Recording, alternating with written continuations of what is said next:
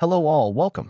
Today we will be covering universal injunctions against President Trump's Executive Order number 14160. This case, Trump v. CASA, Inc., docket 248884, involves limits on judicial equitable power for nationwide relief. Following is the audio recording of the actual court hearing. We will hear argument this morning in Case 24A884, Trump v. CASA, Incorporated, and the consolidated cases. General Sauer. Mr. Chief Justice, and may it please the Court. On January 20th, 2025, President Trump issued Executive Order 14160, protecting the meaning and value of American citizenship. This order reflects the original meaning of the 14th Amendment, which guaranteed citizenship to the children of former slaves, not to illegal aliens or temporary visitors. Multiple district courts promptly issued nationwide or universal injunctions blocking this order, and a cascade of such universal injunctions followed. Since January 20th, district courts have now issued 40 universal injunctions against the federal government, including 35 from the same 5 judicial districts. This is a bipartisan problem that has now spanned the last 5 presidential administrations. Universal injunctions exceed the judicial power granted in Article 3, which exists only to address the injury to the complaining party. They transgress the traditional bounds of equitable authority, and they create a host of practical problems. Such injunctions prevent the percolation of novel and difficult legal questions. They encourage rampant forum shopping. They require judges to make rushed, high-stakes, low-information decisions. They circumvent Rule 23 by offering all the benefits but none of the burdens of class certification. They operate asymmetrically, forcing the government to win everywhere while the plaintiffs can win anywhere. They invert the ordinary hierarchy of appellate review. They create the ongoing risk of conflicting judgments. They increase the pressures on this court's emergency docket. They create what Justice Powell described as repeated and essentially head-on confrontations between the life-tenured and representative branches of government. And they disrupt the Constitution's careful balancing of the separation of powers. I welcome the Court's questions. General Sauer, these universal injunctions, as you say, have proliferated over the last 3 decades or so. Would you discuss, though, the origins of universal injunctions? In particular, I'm interested in sort of historical analogs or the historical pedigree, particularly the Bill of Peace that was proffered by respondents. Yes, Justice Thomas. As you, I think, first pointed out in your separate opinion in Trump against Hawaii, the Bill of Peace is something very distinct from a universal injunction. So the Bill of Peace involved a resolution of a small, discrete set of claims of a small, discrete group, and even more fundamentally, it was binding on the members of that class and those represented by the class. So it's much more analogous to a modern class action under Rule 23. And in fact, as we've argued in other cases and as this court has described in opinions like Ortiz, the Bill of Peace evolved into and is directly developed into, so to speak, the modern class action that has all the same features of a Bill of Peace. So in the words of Chief Judge Sutton in the Sixth Circuit, the Bill of Peace, it was a domesticated animal that looks nothing like the dragon of a universal injunction. I'm sorry. Here, Go ahead. Here, there's a discrete identified group on one issue. Does citizenship mean are you born in the territory of the United States, or does it mean are you loyal to someone else, which is your claim, or are your parents loyal to someone else? So that's no different than what happened in a Bill of Peace. The United States is bigger, so it extends more broadly, but it's still an identifiable group on a discrete, singular question. Your Honor, I'd say 3 things in response to that. First of all, our primary contention is that the citizenship clause related to the children of former slaves, not to illegal aliens who weren't even present as a discrete class at that time. But more fundamentally here, as to the issue of the Bill of Peace, there are critical differences. The Bill of Peace was a binding judgment that would bind absent class members. Here we have the asymmetry. Well, here class actions don't bind anyone who opts out. So class actions are not like bills of peace.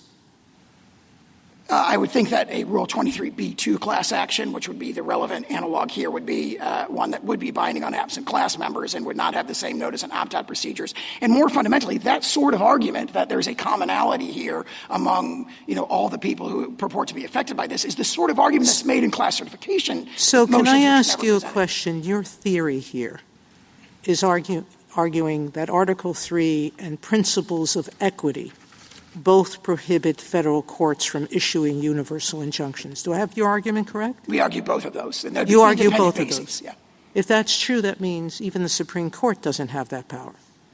The Supreme Court would have the authority to issue binding precedent nationwide, but we couldn't enforce it against universally, is your argument. If there was a decision that violated the precedent of the court, then the affected plaintiffs could get a separate judgment. And that means you're talking about the hundreds and thousands of people who weren't part of the judgment of the court.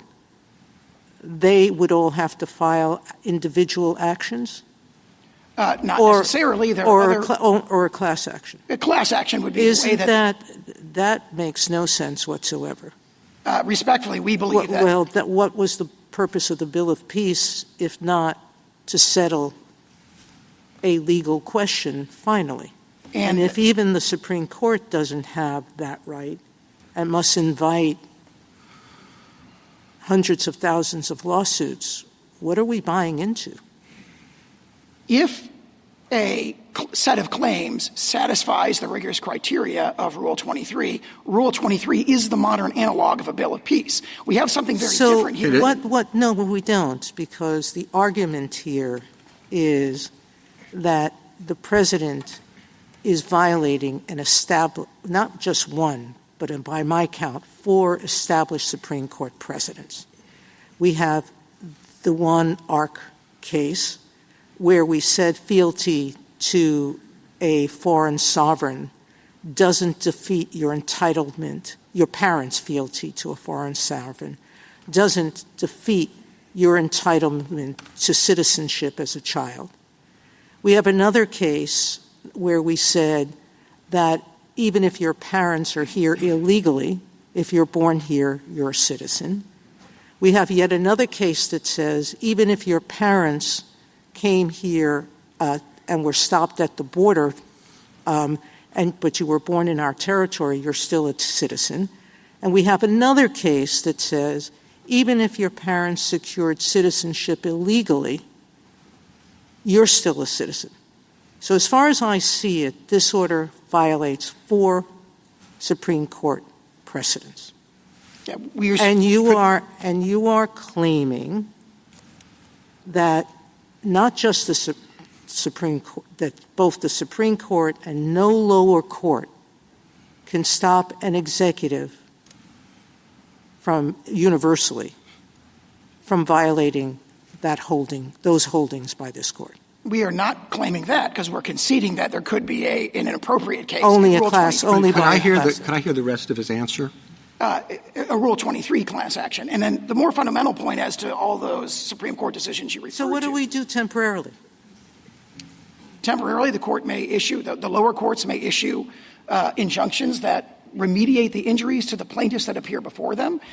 Lower courts in appropriate cases may certify class action. So when a new president orders that because there's so much gun violence going on in the country, and he comes in and he says, I have the right to take away the guns from everyone, then and he sends out the military to seize everyone's guns. We and the courts have to sit back and wait until every named plaintiff or every plaintiff whose gun is taken comes into court. In appropriate cases, courts have certified class actions on an emergency basis. We found at least 4 cases in recent years where that was done. But more fundamentally, we profoundly disagree with the characterization of the merits. This is now fully briefed in the Ninth Circuit in case number 25-807, where we describe how that characterization of the holding of Wong Kim Ark and the other decisions is profoundly incorrect. And you still have counsel. Could I ask you about a different type of case that has broader impact than on the particular claimant. Like a claimant who's alleging that the districting in a particular case has resulted in racial discrimination against him or her based on how the district is drawn. Now, a judicial decision about that one plaintiff would implicate the redistricting throughout the whole case, throughout the whole state. How does your theory address that situation? That would be what you might call an indivisible remedy, where what the court is doing there by, for example, redrawing the district lines is, as this court said in Gill against Whitford, the only way to remediate the injury of voting in an unconstitutionally drawn district. That is similar to abatement of a public nuisance or, for example, in the school desegregation cases, where remediating the injury to the plaintiff before the court necessarily has collateral consequences to many others. Certain environmental cases might have a similar thing. For example, you stop the local plant from pouring water pollution into the water. That benefits the plaintiff. It happens to benefit a bunch of other people. Now, that's very different than what we have in these universal injunctions, where it is a divisible remedy. I mean, I point to the holding of the District of Massachusetts in this case, looking at the individual plaintiffs. That court said, well, obviously, I don't have to give a universal injunction to protect individuals other than the individual plaintiffs. They are given complete relief by an injunction that tells federal officials only to treat their children as citizens. Why? I guess the question is why does the law require that? I mean, I appreciate that a court could, in a divisible remedy kind of case, narrow in to the plaintiff, but you seem to be suggesting that Article 3 or Rule 23 or something requires that. And I guess I don't really understand it. If I may offer two responses to that. In the Article 3 context, that is the principle announced in Worth against Selden, announced in Gill against Whitford, and Lewis against Casey, where this court has said again and again, what we do in the Article 3 context is grant remedies that are tailored to remove the injury to the complaining plaintiff.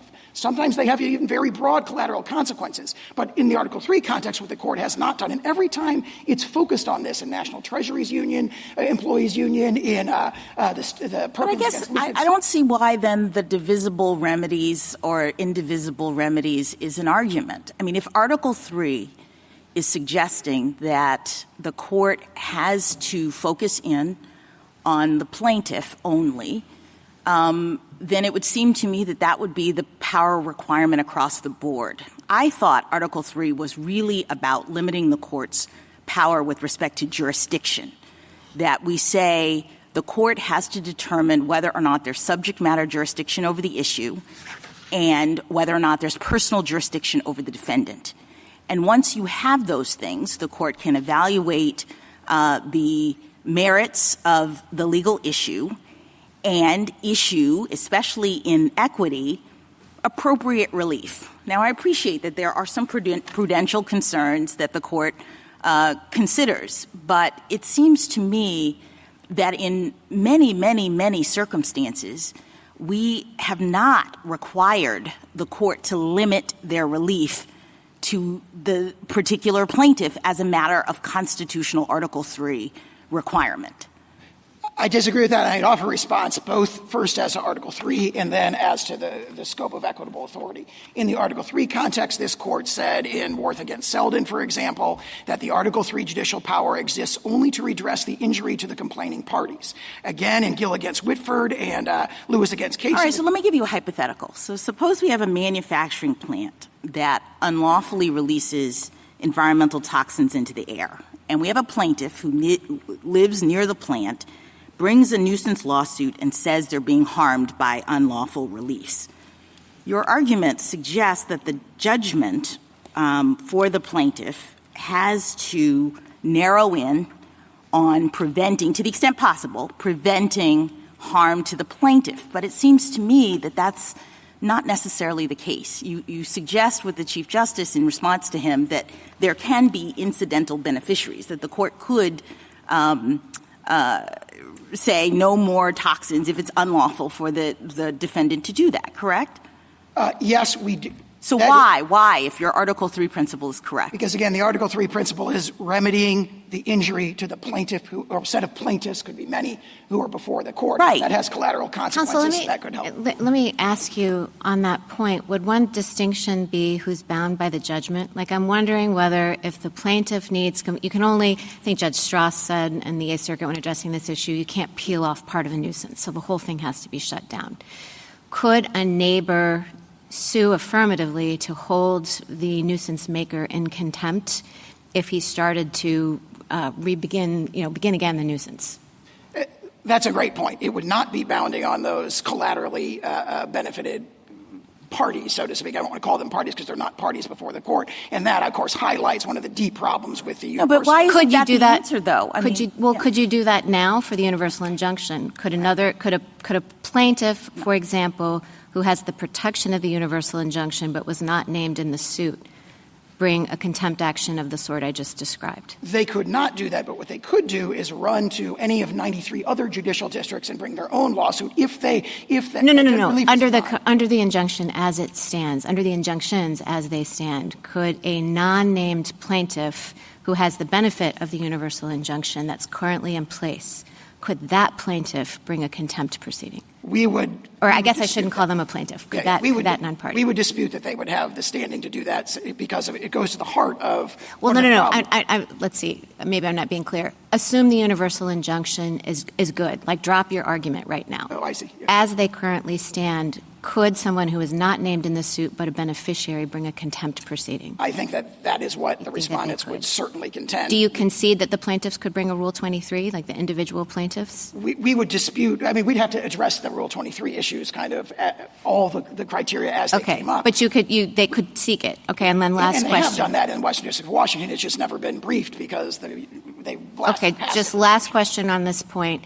The states have a different kind of claim for financial harm, and they've pointed out that it would be very difficult to remedy that without some sort of broader relief. I know you contest their standing. I want you to assume that I think they have standing. Why wouldn't they be entitled to an injunction of the scope of the one that has currently been entered? I would say two reasons. First of all, it's not necessary to provide complete relief to the plaintiffs. What we offered, for example, in the District of Massachusetts in the First Circuit was an injunction that would enjoin the federal officials and order them to treat the people who would otherwise be covered by the executive order as eligible for the services that result in the pocketbook injuries to the states. And there's really no response to that. That is obviously would fully remediate their injuries and does not require the injunction to be applied in all other 50 states. One state comes in and says, well, people are going to move across state lines. Therefore, we've got 21 states in this case who don't want this relief. Sorry, you've got to impose it on everybody because it has to be offered to this one particular state. So that's one response. The other response is this notion that the states have to be provided a complete relief because of interstate travel and patchwork. I think that's very effectively responded to by Chief Judge Sutton's opinion in the Second Circuit, where he says, this is a problem. If we adopt this logic, it justifies a universal injunction in every single case, and that can't be the case. Fifth Circuit's recent docket decision comes to the same conclusion. What do you say, though, to the suggestion, General, that in this particular case, those patchwork problems for, frankly, the government, as well as for plaintiffs, justify broader relief? As to the government, again, Chief Judge Sutton addressed that directly as well when he said that's the federal government's problem. In other words, the federal government, for example, in the First Circuit, we offered that as a narrower scope of injunction, and the decision was, well, that would cause you too many administrative problems. And I think Chief Judge Sutton directly addresses that when he says that's a problem for the executive branch. That's your problem. Instance. All right. Yeah. And then with respect to class certification, your friends on the other side point out that takes time. And there are, as you've emphasized, hurdles that have to be met to achieve class certification. And the argument, of course, is that the injury is immediate and ongoing, and as Justice Sotomayor suggested, might be seriously questioned as to its compliance with this Court's precedents. Your thoughts? I would offer a couple of things in response to that. First of all, there are tools for the courts have tools to achieve sort of class-wide universal relief. I referred earlier that we found 4 recent district court decisions where class-wide relief was given a kind of an emergency basis. However, more fundamentally than that. And you agree that that's appropriate in certain cases? It may be appropriate. We do not concede that it's appropriate in this case, but it may be appropriate in other cases. Certainly it's an equitable tool that is consistent with, for example, the grant of equitable authority in the 1789 Judiciary Act, as this court interpreted in the Grupo Mexicano decision, and honestly a line of decisions going all the way back to the early 19th century. So there are tools to address emergency situations, but more fundamentally than that, it is a feature, not a bug, of Article 3 that courts grant relief to the people who sue in front of them. So the notion that relief has to be given to the whole world because others who have not taken the time to sue are not before the courts is something that results in all these problems. Last question. Do we need to reach the Article 3 question? Wouldn't it be wise, even if you were to prevail, for the court to reserve that question rather than decide that Congress, for example, could never endow this court with that authority? That's exactly correct. The court does not have to rest on Article 3 because the court could say, and as we've argued and as Justice Thomas' separate opinion in Trump against Hawaii says, the 1789 Judiciary Act, when it said suits in equity or what the federal courts can do, we had nothing like this in mind. And then I point to the language in Grupo Mexicano where the court said there what was at issue was a preliminary injunction that froze a likely insolvent debtor's assets so that the plaintiff could collect at the end of the case. And the court said that's a nuclear weapon in the law and that had no analog in 1789 in the practices of the Court of Chancery. And if that's a nuclear weapon, I don't know what this is, where repeatedly 40 times in this administration we're being enjoined against the entire world. I'm just going to ask you to put yourself in a different frame of mind. Hard to do. Assume something you won't want to assume. But the assumption that I want you to make is that on the merits, which of course you did not take to this court, on the merits you are wrong, that the EO is unlawful. And I want to ask you, if we assume that, how do we get to that result on your view of the rules? It is very difficult for me to attempt the hypothetical, but I will. I think that that's the important question in this case. Let's just assume you're dead wrong. How do we get to that result? Does every single person that is affected by this EO have to bring their own suit? Are there alternatives? How long does it take? How do we get to the result that there is a single rule of citizenship that is the rule that we've historically applied rather than the rule that the EO would have us do? Rule 23 would be one natural path, assuming that a class could be certified, which we might dispute in this particular case. Well, you might dispute it. And, I think the question is there a class that's just all children of people who have entered illegally? Is that an appropriate class? Can the same thing be done under Rule 23? Or are you going to tell me that, no, Rule 23 has lots of requirements and you'll never be able to certify a class like that? Rule 23 provides the equitable tools subject to rigorous criteria, appropriately rigorous criteria, to obtain that kind of class-wide and emergency. That suggests to me you're going to be standing up here in the next case saying that Rule 23 is inapt for this circumstance, with this number of people, maybe with some questions that are individual, who knows. So let's put Rule 23 aside, because I got to tell you that does not fill me with great confidence. How else are we going to get to the right result here, which is on my assumption that the EO is illegal? That would be a profoundly wrong result, but I think what I would offer is that, very similar to Labrador against Poe, what the court should be engaging here is a balancing of the equitable factors as to the scope of remedial relief, not as to the underlying merits. And our contention that this exceeds the traditional scope of equity that's reflected in the 1789 Judiciary Act, we're overwhelmingly likely to succeed on those merits for all the reasons that I've stated in our briefs. I mean, that's a lot of words, and I don't have an answer for if one thinks. And, look, there are all kinds of abuses of nationwide injunctions. But I think that the question that this case presents is that if one thinks that it's quite clear that the EO is illegal, how does one get to that result, in what time frame, on your set of rules, without the possibility of a nationwide injunction? On this case and on many similar cases, the appropriate way to do it is for there to be multiple lower courts considering it, the appropriate percolation that flows through the lower courts, and then ultimately this court decides the merits in a nationwide binding precedent. You have a complete inversion of that through the nationwide injunctions where the district So, General courts Sauer, are you really going to answer Justice Kagan by saying there's no way to do this expeditiously? Well, I'll refer to my former answers. Rule 23 provides the tools to do so, multiple injunctions. But you resisted Justice Kagan when she said, could the individual plaintiffs form a class? That has never been briefed in the court below. I do not concede that we wouldn't oppose class certification in this particular case. There may be arguments that this case is or is not appropriate for class certification. And if there were a class appropriate for class certification, you concede that could resolve the question quickly? Yes, absolutely. You concede it could resolve the question quickly through precedent? Yes, absolutely. It could do so. I mean, we obviously dispute the... So just on that point... And if the court... Sorry to interrupt. Go ahead, please.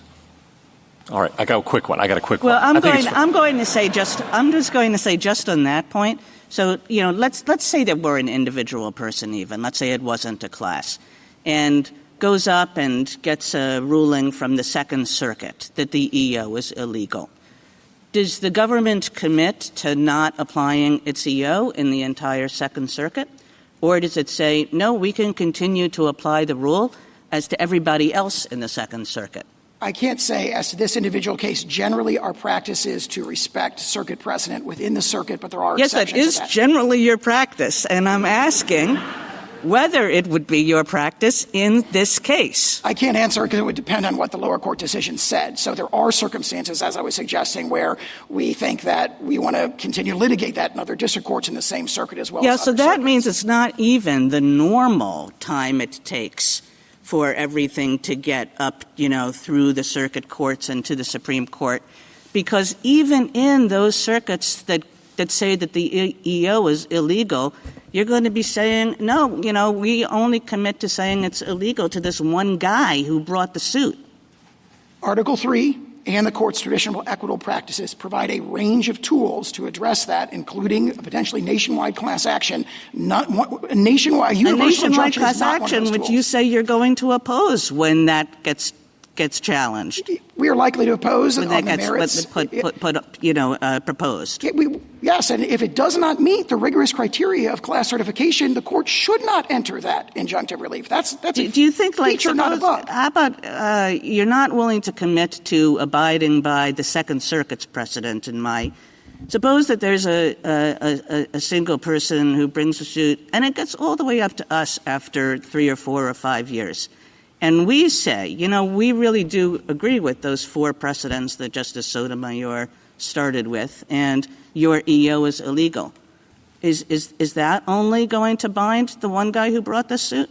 No, that would be a nationwide precedent that the government would respect. So finally, once it gets to us after 4 years, you're going to respect that? Yes, and in addition, we may well respect circuit-wide precedent. The Second Circuit, it just is... And for 4 years... there are going to be an untold number of people who, according to all the law that this court has ever made, ought to be citizens who are not being treated as such. And in the meantime, any of those plaintiffs could have come forward and sought, preliminary injunctive relief. And they could do so on a class-wide basis. There are tools to address this, but the universal injunction, which is issued here 3 days after the executive order was issued, is not one of those tools. Thank you, counsel. 3 years, 4 years, we've been able to move much more expeditiously. I think we did the TikTok case in a month. Presuming, I gather an important part of your answer is that people can litigate differently, and one will go to Massachusetts, the other one will go to Houston, and you'll get conflicting decisions fairly quickly. Is there any reason why this court, and I gather that's your safety net, is that at the end of the day, however long the day is, this court can issue a decision and it will bind everything else. Is there any reason in this particular litigation that we would be unable to act expeditiously? Absolutely not, Mr. Chief Justice. Okay, thank you. Justice Thomas? General, when were the first universal injunctions used? We believe that the best reading of that is what you said in Trump against Hawaii, which is that Wirtz in 1963 was really the first universal injunction. There's a dispute about Perkins against Lucas Oil going back to 1940. And, of course, we point to the court's opinion that reversed that universal injunction issued by the D.C. Circuit and said it's profoundly wrong.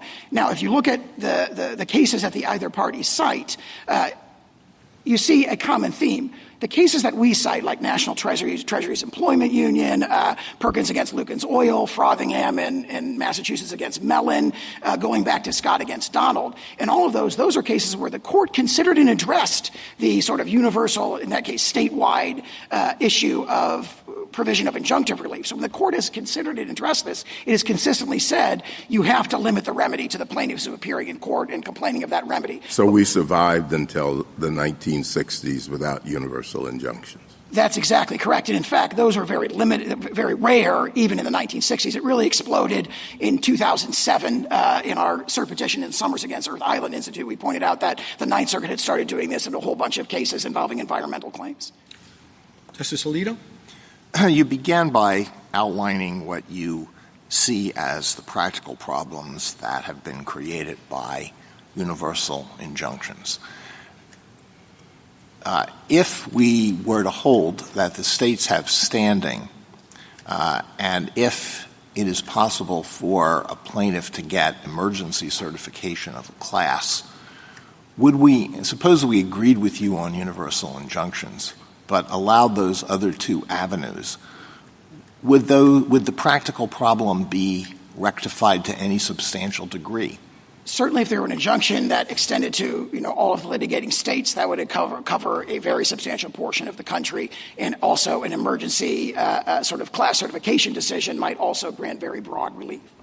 So the answer is that the practical problem would not be solved. And if that's the case, what is the point of this argument about universal injunctions?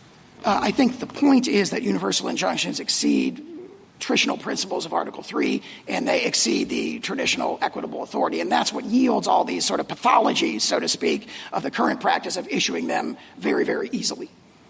Thank you. Justice Sotomayor? You answered Justice Gorsuch, I think correctly, that if Article III precludes universal injunctions, then even class actions are illegal. That's what you're arguing, isn't it? I disagree with that profoundly. How could it, if Article III and only prohibits injunctions that affect non-members or non-plaintiffs, how could Congress give a remedy like a class action? In an article or in a Rule 23 class, every represented member of the class has standing by hypothesis. So every single one of them has an Article III injury, and Rule 23 again. So that would be the only method. It would be very similar to the Bill of Peace, where all those parties, if they're present in a representative capacity, are bound. We can act quickly. If we are worried about those thousands of children who are going to be born without citizenship papers that could render them stateless in some places because some of their parents' homes don't recognize children of their nationals unless those children are born in their countries. They're not going to be receiving federal benefits because that's the claim of the plaintiffs here, that of the state plaintiffs, that they're not going to be able to provide services to those children. Shouldn't we grant cert before judgment on that issue? If we're afraid that this is, or even have a thought that this is unlawful executive action, that it is Congress who decides citizenship, not the executive, if we believe, some of us were to believe that, why should we permit those countless others to be subject to what we think is an unlawful executive action? As unlawful as an executive taking the guns away from every citizen. Cert before judgment would be another tool, but through which this court could act expeditiously. Is this the kind of case where the equities would call for that? And why wouldn't it? It's a pure legal question. What does the Constitution mean with respect to citizenship? There are no individual facts that would alter our conclusion. If we can't do it by a universal injunction, because you say Article 3 doesn't permit that, Article 3 wouldn't permit us to give a universal injunction, even if we rule. Why don't we grant cert before judgment, so that all of these parents would have a firm Supreme Court decision that they can take where? Because you're saying nobody can grant a universal injunction. No party has asked for that in this case, and I think one reason is that would deny the court of the benefit of percolation in multiple lower courts of a novel and sensitive and important constitutional question. We have novel courts who've percolated this issue and said, you're violating precedent. Not only precedent, but the plain meaning of the 14th of the Constitution. Respectfully, I think what we have are lower courts making snap judgments on the merits that ignore the fundamental principle of the 14th Amendment, that it was about giving citizenship to the children of slaves, not to the children of illegal immigrants who really were not even a very discrete class at that time. And that's a sort of argument that deserves percolation. Congress who argued against the 13th Amendment just because of that. Some people who argued against passing the amendment just because of that, because it would give citizenship to gypsies. I think the relevant history of the 14th Amendment is the statements of Senator Trumbull, who emphasized that domicile was the key criteria, and he said that in a letter to Andrew Jackson. We've cited in our Ninth Circuit briefing a host of decisions that back that up. It got rejected repeatedly. We can go into the history of citizenship, but I still go back to my question. You claim that there is absolutely no constitutional way to stop, put this aside, to stop a president from an unconstitutional act, a clearly, indisputably unconstitutional act, taking every gun from every citizen. We couldn't stop that. I disagree with that for the reasons I've said, including the equitable tools. No, because you said to us we'd have to wait until there was a final judgment. You're not sure you would respect the judgment of every circuit. You're not sure that you would respect even a final judgment of the Supreme Court, because it only binds the parties before it. And if there's no class action, that only binds the parties before the court. I don't think there's a, so to speak, really, really unconstitutional exception to the strictures of Article 3 or the scope of equitable authority, and the court should not recognize one, because what we see, not just in this case, but in the 39 others, is that the district courts who are issued these injunctions all passionately disagree with the thing that's being challenged in that. So that principle that, well, this we think is really unconstitutional, therefore we should ignore the general principles of Article 3 is not a principle the court ought to adopt. Justice Kagan?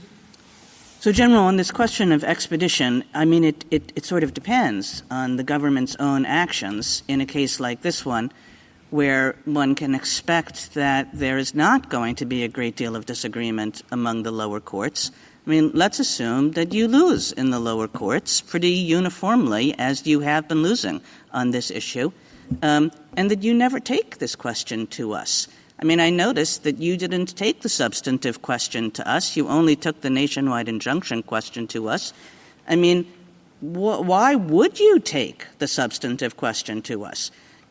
You're losing a bunch of cases, this guy over here, this woman over here, they'll have to be treated as citizens, but nobody else will. Why would you ever take this case to us? Well, in this particular case, we have deliberately not presented the merits to this court on the question of the scope of remedies, because, of course, that makes it a clean vehicle where the court doesn't have to look at the past. You're ignoring the import of my question. I'm suggesting that in a case in which the government is losing constantly, there's nobody else who's going to appeal, they're winning, it's up to you to decide whether to take this case to us. If I were in your shoes, there is no way I'd approach the Supreme Court with this case.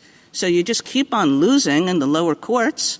And what's supposed to happen to prevent that? Again, I respectfully disagree with that forecast of the merits, but in response to the question, what I would say is We have an adversarial system, and if the government is not, for example, not respecting circuit precedent on the court's hypothetical in the Second Circuit, someone injured in the Second Circuit could take the case up. And they could say, look, the government is violating circuit precedent on the hypothetical multiple circuits. That's the case we're going to take? Somebody who says, you know, after we've said that this all has to be done one by one by one, then we're going to take a case from somebody who objects to proceeding one by one by one? I'm not sure I understand the question. I understood the hypothetical. If you win this challenge and say there is no nationwide injunction and it all has to be through individual cases, then I can't see how an individual who is not, you know, being treated equivalently to the individual who brought the case would have any ability to bring the substantive question to us. They would bring a lawsuit in the federal district courts against the government for an injunction protecting them. And if the government wasn't respecting, you know, on the hypothetical circuit precedent. Then they win. And again, I mean, you need somebody to lose. But nobody's going to lose in this case. It's just you're going to have, like, individual by individual by individual, and all of those individuals are going to win. And the ones who can't afford to go to court, they're the ones who are going to lose. The tools that are provided to address hypotheticals like this, again, This is not a hypothetical. This is happening out there, right? Every court has ruled against you. We've only had snap judgments on the merits. You know, obviously, we're fully briefing the merits in the courts of appeals, and our arguments are compelling. More fundamentally, in response to the question. I'm suggesting to you, like, the real brunt of my question is, in a case like this, the government has no incentive to bring this case to the Supreme Court because it's not really losing anything. It's losing a lot of individual cases which still allow it to enforce its EO against the vast majority of people to whom it applies. And again, Rule 23 provides an avenue to address those very concerns. Thank you. Justice Gorsuch? Well, Justice Kagan asked my questions better than I could have. How do you suggest we reach this case on the merits expeditiously?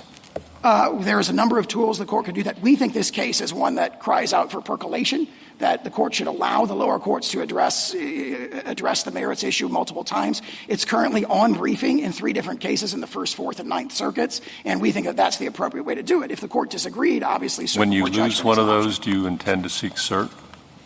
If we lose, yes, absolutely. Justice Kavanaugh?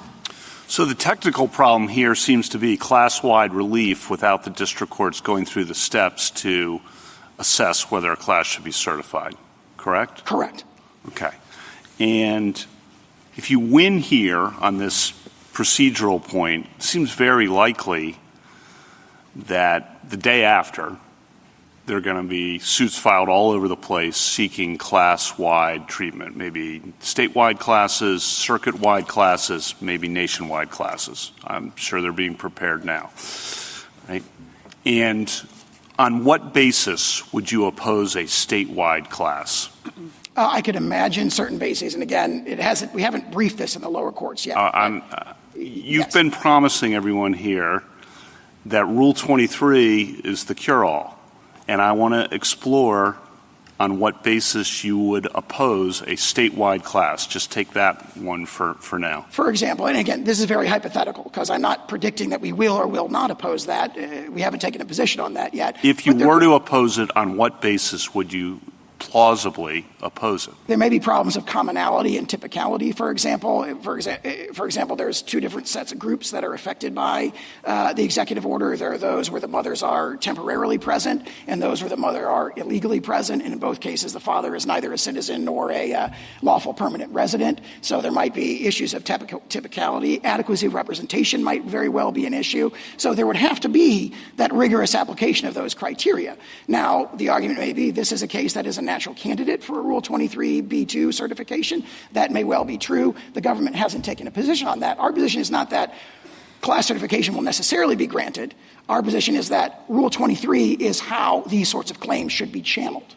And you think, I think you just said, it's very possible that class certification may be granted. It is possible. We don't know yet because there was a class certification motion filed at the very beginning in the Western District of Washington, and it was just never briefed because obviously the pathology here is that the nationwide injunctions just go blowing past the class certification procedures.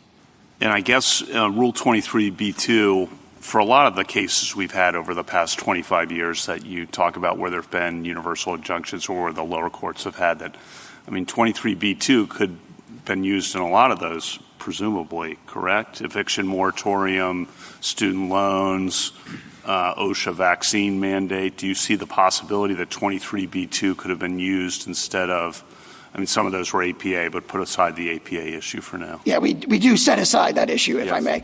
I got it. But yes, I agree with that as to some, but not of the other cases. It's hard to see how, for example, Biden against Nebraska where a state was the plaintiff, might have been a 23b2 class. And the Alabama Association of Realtors might have been a much better candidate for that. And again, not taking a position on the individual merits, our overarching point is there's a tradition of equity in this country that goes back to the English Court of Chancery, and what's happening in these universal injunctions, again, 40 times in this administration, at least 22 times in the last administration, 64 times in the administration before that, is just disregarding those appropriate procedures to seek this kind of global relief. I want to ask one thing about something in your brief. You said, quote, and of course this court's decisions constitute controlling precedent throughout the nation. If this court were to hold a challenged statute or policy unconstitutional, the government could not successfully enforce it against anyone, party or not, in light of stare decisis, end quote. You agree with that? Yes, we do. If you prevail here, the original executive order had a 30-day period before it took effect. If you prevail here, should there be any pause so that things can happen that need to happen for 30 days or some period of time, or should we not even worry about that? Yes, we can see that the 30-day ramp-up period that the executive order itself calls for never started because the universal TROs were entered almost immediately, and we don't dispute that there should be a 30-day ramp-up period. For another reason as well, which is that we've been enjoined from even doing guidance, even formulating a policy, and that itself is another problem with these injunctions. On the day after it goes into effect, this is just a very practical question how this is going to work. What do hospitals do with a newborn? What do states do with a newborn? I don't think they do anything different. What the executive order says in Section 2 is that federal officials do not accept documents that have the wrong designation of citizenship from people who are subject to the executive order. How are they going to know that? The states can continue to, the federal officials will have to figure that out, essentially. How? So you could imagine a number of ways that the federal officials could. Such as they could require a showing of, documentation showing legal presence in the country. For a temporary visitor, for example, they could see whether they're on a B-1 visa, which would exclude kind of the birthright citizenship in that context. For all the newborns? Is that how that's going to work? Again, we don't know because the agencies were never given the opportunity to formulate the guidance. They would have 30 They're only days. going to have 30 days to do this. You think they can get it together in time? They're under. That's what the executive order instructs them to do, and hopefully they will do so. Again, it's a speculative and hypothetical scenario because they were enjoined from even starting that process. And then last question. You mentioned before this has come up in the last 4 or 5 administrations primarily. I guess I've thought about that a lot too. Why? It seems why might be it's harder to get legislation through Congress, particularly with the filibuster rule. Presidents want to get things done with good intentions. The executive branches that work for those presidents push hard to, when they can't get new authority, to stretch or use existing authority. And they've been pushing. Understandably, all with good intentions, all the presidents, both parties, right, with good intentions pushing. Is that your understanding of why this has happened more, that there's less ability to get legislation? Because I'm trying to figure out the why to your opening about the last 4 or 5 administrations. I agree with it. I think that might be the why, but I'm curious what you think. I'm speculating about the motivations of the individual district judges who grant these, but one explanation might be this is an extraordinary power.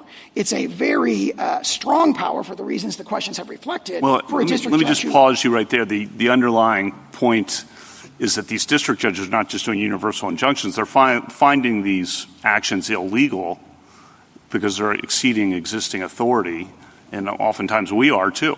When it gets to us, finding the actions of presidents of both parties unlawful because they exceed existing authority. So is that coming up more often because of why is that coming up more often? It's hard to do an historical analysis, but I would draw an analogy to the New Deal. And Professor Bray makes this point in his article that actually there were very, very passionate challenges to sort of nationwide policies during the Roosevelt administration, and they were not addressed by issuing universal injunctions. He cites an example where in one case a policy had been held illegal and there were like 1,600 injunctions against that policy, all protecting the individual plaintiffs. So if you look at the history, it's not clear that what we have of disagreement, difficulty, gridlock, getting things through Congress and so forth, that's not necessarily new. What is new and is certainly unique to the last 5 presidential administrations is having these given on this widespread basis and this systematic basis, 40 again in the last 4 months. Thank you. Justice Barrett? General Sauer, I want to ask you about a potential tension. Well, no, not potential tension, an actual tension that I see in answers that you gave to Justice Kavanaugh and Justice Kagan.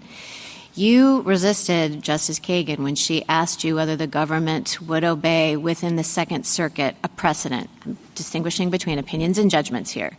Did I understand you correctly to tell Justice Kagan that the government wanted to reserve its right to maybe not follow a Second Circuit precedent, say, in New York, because you might disagree with the opinion? Our general practice is to respect those precedents, but there are circumstances when it is not a categorical practice, and that is not this just a new administration's policy. practice or the longstanding practice of the federal government. And I'm not talking about in the Fourth Circuit, are you going to respect a Second Circuit? I'm talking about within the Second Circuit. And can you say, is that this administration's practice or a longstanding one? As I understand it, longstanding policy of the Department of Justice. Yes, that we generally, as it was phrased to me, generally respect circuit precedent, but not necessarily in every case. And some examples might be a situation where we're litigating to try and get that circuit precedent overruled and so forth. Well, okay, so I'm not talking about a situation in which, the Second Circuit has a case from 1955 and you think it's time for it to be challenged. That's not what I'm talking about. I'm talking about in this kind of situation. I'm talking about this week, the Second Circuit holds that the executive order is unconstitutional, and then what do you do the next day or the next week? Generally, we follow those. So you're still saying generally? Yes. And you still think that it's generally the policy, longstanding policy of the federal government to take that approach? That is my understanding. Okay, but it sounds to me like you accept a Cooper versus Aaron kind of situation for the Supreme Court, but not for, say, the Second Circuit. Like where you would respect the opinions and the judgments of the Supreme Court, and you're saying you would respect the judgment, but not necessarily the opinion of a lower court. And again, I think in the vast majority of instances, our practice has been to respect the opinion as well, in the circuits as well, but my understanding is that has not been a categorical practice in the way respect for the precedents and the judgments of the Supreme Court has been. So you're not hedging at all with respect to the precedent of this court? That is correct. I believe the quotation from our application directly addresses that, and we stand by that completely. Okay. Next question. So this is also a follow-up to some of the questions that others have asked you about the merits of the order not being before us. Did I understand your answer to be because you think percolation is really important for this one?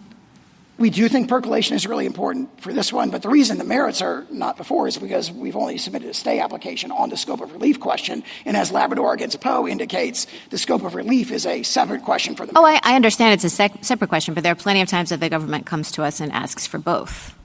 Absolutely. For example, recently in the Wilkins and Cox application, we did exactly that. And the reason why you didn't ask for both here is because you think that the merits question needs percolation.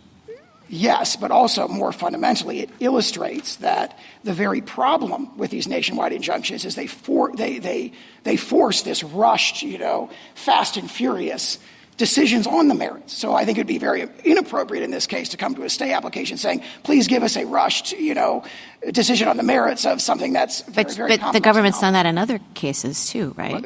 Those cases would be different. In this case, the example I gave earlier, we think it's very clear-cut on the merits. This one is, we concede a novel and sensitive So this one question. isn't clear-cut on the merits? This one, in this case, we want the court to address the remedial issue. If we offer the merit first, that's a vehicle problem because the court has, in many cases, just addressed the merits and not the remedial issue. And it's imperative from the federal government's perspective that the remedial question be addressed. Okay, so last question is about why that is. Justice Alito asked you, well, what's the point of this? If the same thing could happen, which is effectively the EO being enjoined everywhere via class action or because it's necessary to provide complete relief, say, to the states, is there any difference in your view between, say, a class is certified of all individual plaintiffs and they win, and the executive order class-wide, there's a judgment saying that it can't be enforced? Do you want to say, follow up, is there any practical distinction you see? Why does the government care? Is it just the rigors of the certification process, or is it something more? The rigors of the certification process. Keep in mind that in many of these cases, we successfully oppose class action.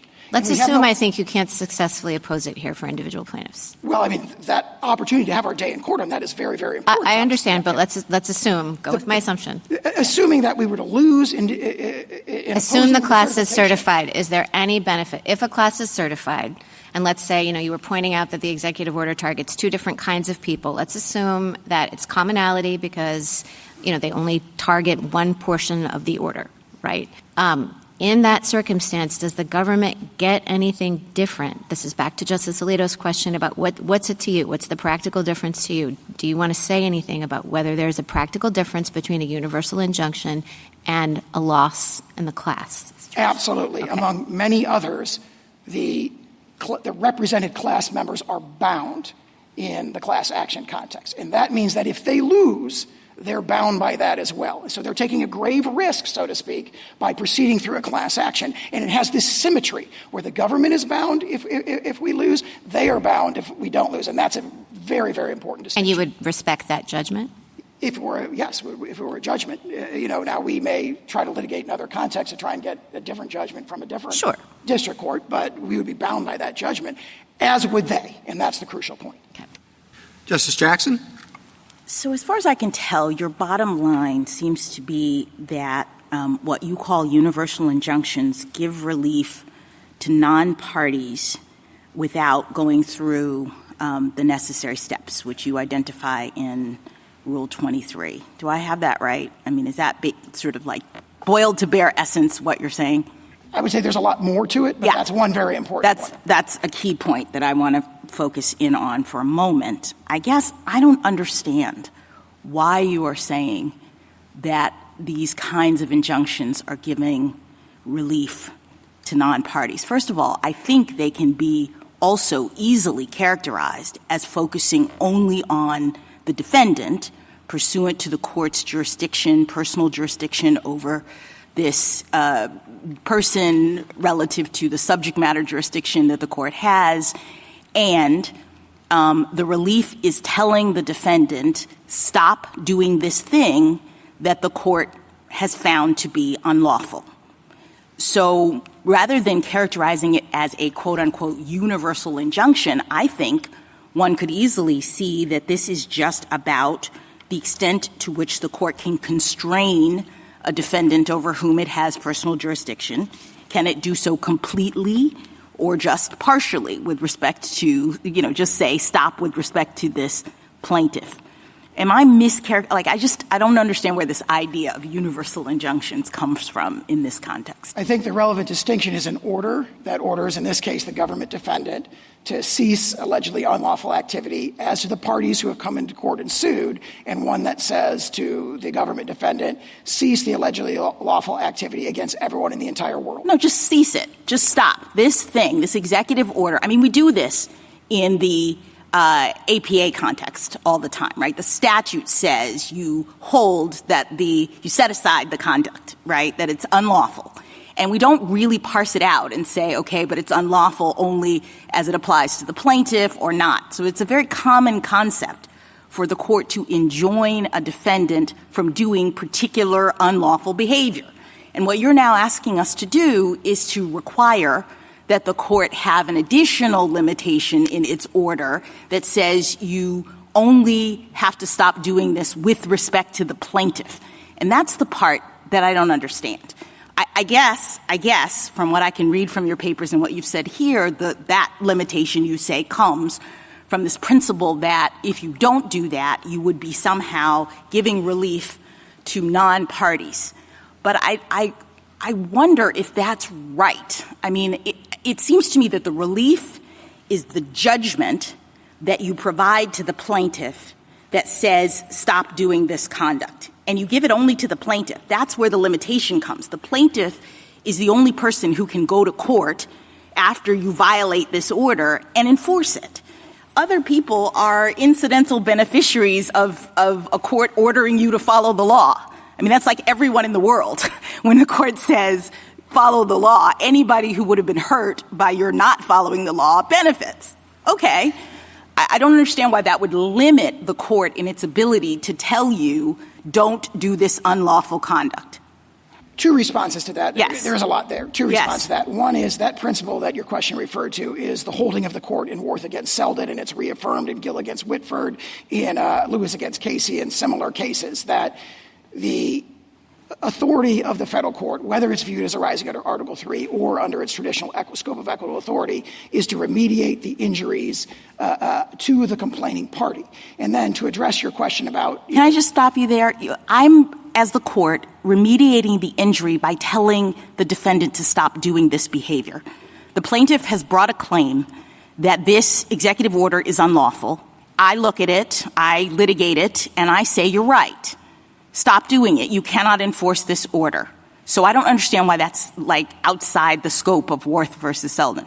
If the court in that case is imposing what we've called an indivisible remedy, for example, vacator under the APA, there's a debate about what set aside means. Assuming it means to vacate, then the remedy that Congress has provided as a condition of its delegation to the agency is if one part of the, if the regulation is unlawful, then the remedy granted, which directly remediates the plaintiff's injury on that hypothetical, is an indivisible remedy that benefits others. Here in this case, and in all the other 40 cases, we see something totally different. Yeah, I understand. It is not necessary to remediate the injuries of the plaintiff before them. That is the I understand. Let me just turn your attention to one other thing, because the real concern, I think, is that your argument seems to turn our justice system, in my view at least, into a catch-me-if-you-can kind of regime from the standpoint of the executive, where everybody has to have a lawyer and file a lawsuit in order for the government to stop violating people's rights.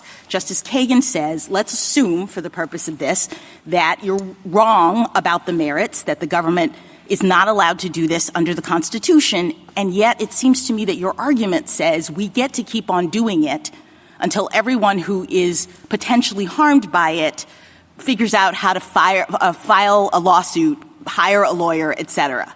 And I don't understand how that is remotely consistent with the rule of law. A system, and I appreciate that you go back to English common law and the Chancery Court, but they had a different system.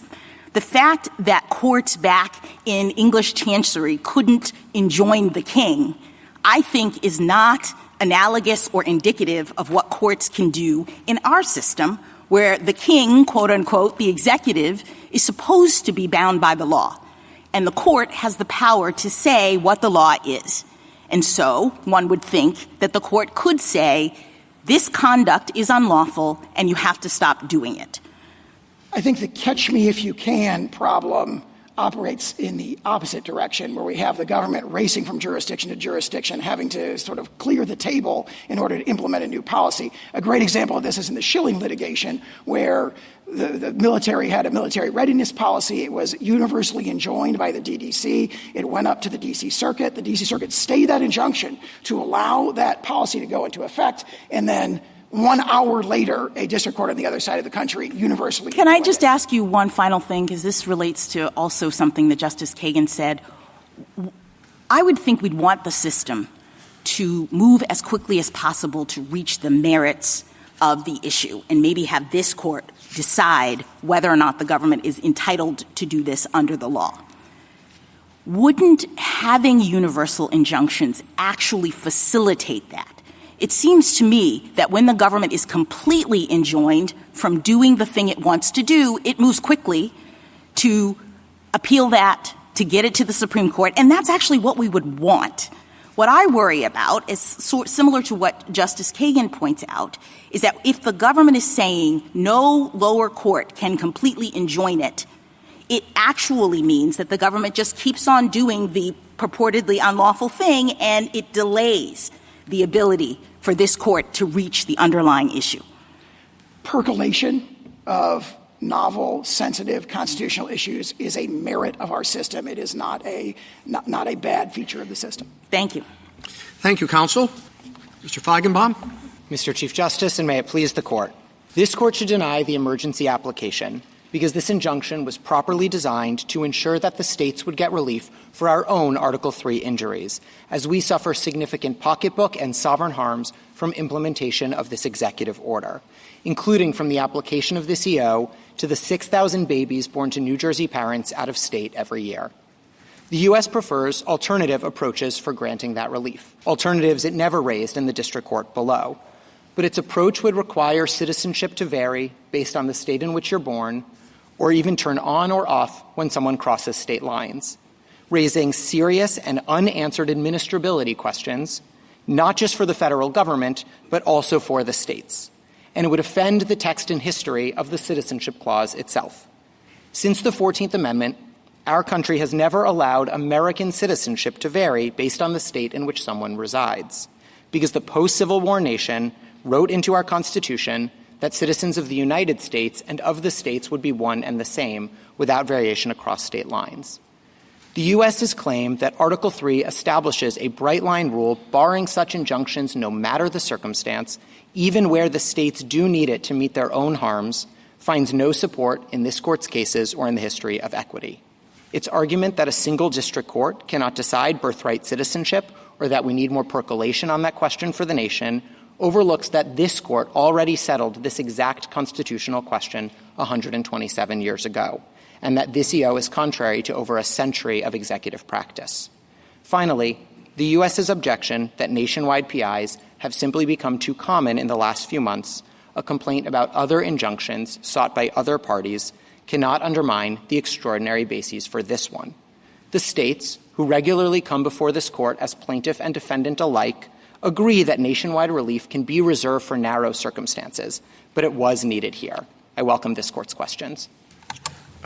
Putting the merits aside, what do you think is the origin of, or at least the pedigree of universal injunctions, particularly the Bill of Peace, if you would discuss that? Absolutely, Your Honor. So there's two categories of these broad injunctions. So first, although we use the term nationwide injunction, if the nationwide injunction is actually about meeting our harm and the alternatives are not legally or practically workable, then it isn't even a universal injunction, as I know this Court's separate writings has used the term, because it's about meeting our own Article III injury, which is our basic submission about this case. But we do agree that there's some space for universal relief. We trace it back through the history from the Bill of Peace, through Equity Rule 48, which specifically clarified that in the American equitable tradition, it was not always the case that universal relief would bind the non-parties, even as it might benefit the non-parties, continuing on to the tax collection injunctions in the 19th century, and then continuing on as recently as this Court's order in AARP. So I do think they've always been in narrow circumstances. They've never been the reflexive or norm of how relief should be granted in this country, but they have been available. I don't think I need that for my case, but I do think they're available in narrow circumstances. You say they should be available only in narrow circumstances. Why is that? Yeah, so I could offer the three that I think make the most sense, but we're mindful of some of the concerns that the United States raises. We are states who've benefited from federal policies. We are states who have our own statutes and policies. So sometimes we are on the other side of the V in cases involving universal relief. So we are sympathetic to some of the concerns the United States has about percolation, about running the table in particular cases. We just don't think that supports a bright-line rule that says they're never available. And we've identified, I think, at least three circumstances where they would make sense to be available. The first would be in cases where the alternative ways of remedying the harm for the parties are not practically or legally workable. That's this case, and I'll return to that in a second. The second would be congressional authorization. So I took my friend on the other side to try to set aside vacatur, but I do think their Article III objections would raise serious questions for remedies like vacatur, for remedies like the Hobbs Act, even the Hobbs Act, which could set a nationwide PI after a multi-circuit lottery, might ultimately have problems under their view of Article III. And then the third thing I would say is there may be cases in which the alternative forms of getting non-party relief are not legally or practically available. So that might be a case like AARP or even a case like this one, where district courts could consider the availability of the class action device, but if it couldn't move fast enough because Rule 23 doesn't include TROs and PIs, if it couldn't move fast enough in those contexts, courts might need to step in anyway. But I think we fit in the first bucket in this particular case because the alternative ways of remedying our particular significant pocketbook harms to the tunes of millions of dollars can't be remedied, as the district court found below, without granting us this kind of relief. Well, I mean, you could benefit through percolation and a decision from this court with reasonable expedition. So I have no objections to reasonable expedition. We would have no objection to this court even setting supplemental briefing on the merits and hearing the merits directly. I'm happy to talk about the ways in which I think the merits do bear on this emergency application. But more fundamentally to your question, Mr. Chief Justice, I would just note that I don't think the alternatives actually fully remedy our injuries in a couple of different respects. So I heard my friend on the other side to specifically say today that maybe there can be an instruction to the federal government that at least when you're dealing with the plaintiff states, you treat these individuals kind of as though they're citizens, even if they're not really citizens. And that doesn't work not just for the federal government. I agree, Justice Gorsuch, it may well be that the federal government can decide when to take its own medicine, but I'm talking about administrability burdens on the states, and I'm talking about administrability burdens on third parties as well. Can I ask you a question about that, counsel? Your three buckets are very thoughtful. The first one seems to me kind of consistent with traditional equity, which is if it's required, if you've got to remedy the plaintiff's harm. That's your point there, and you're saying we fall in that bucket. I get that argument. The second bucket is possibly Article 3, okay, that Congress could authorize, and maybe has authorized circumstances. But that doesn't answer the equity point.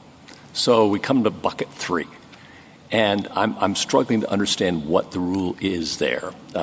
You seem to suggest, well, if it's really important and if you have to act expeditiously, then go ahead. But I think every district court who enters one of these thinks that's what they're doing. So what's the constraint there? If you share the government's concerns about the rise of these things in the last few decades, what teeth does any of that have? So I do feel like something of an amicus to this question because nothing in my injunction rises or falls on this third bucket. So I'm happy to answer questions. I need all the amici I can get. Fair enough, Your Honor. So I would say two things about that. The first is it does require reading the history in a way more like I do, which does not create a single bright line rule that this is never available. Obviously, if someone reads the history as saying I'm spotting you that for Great. the purposes of my question. Great.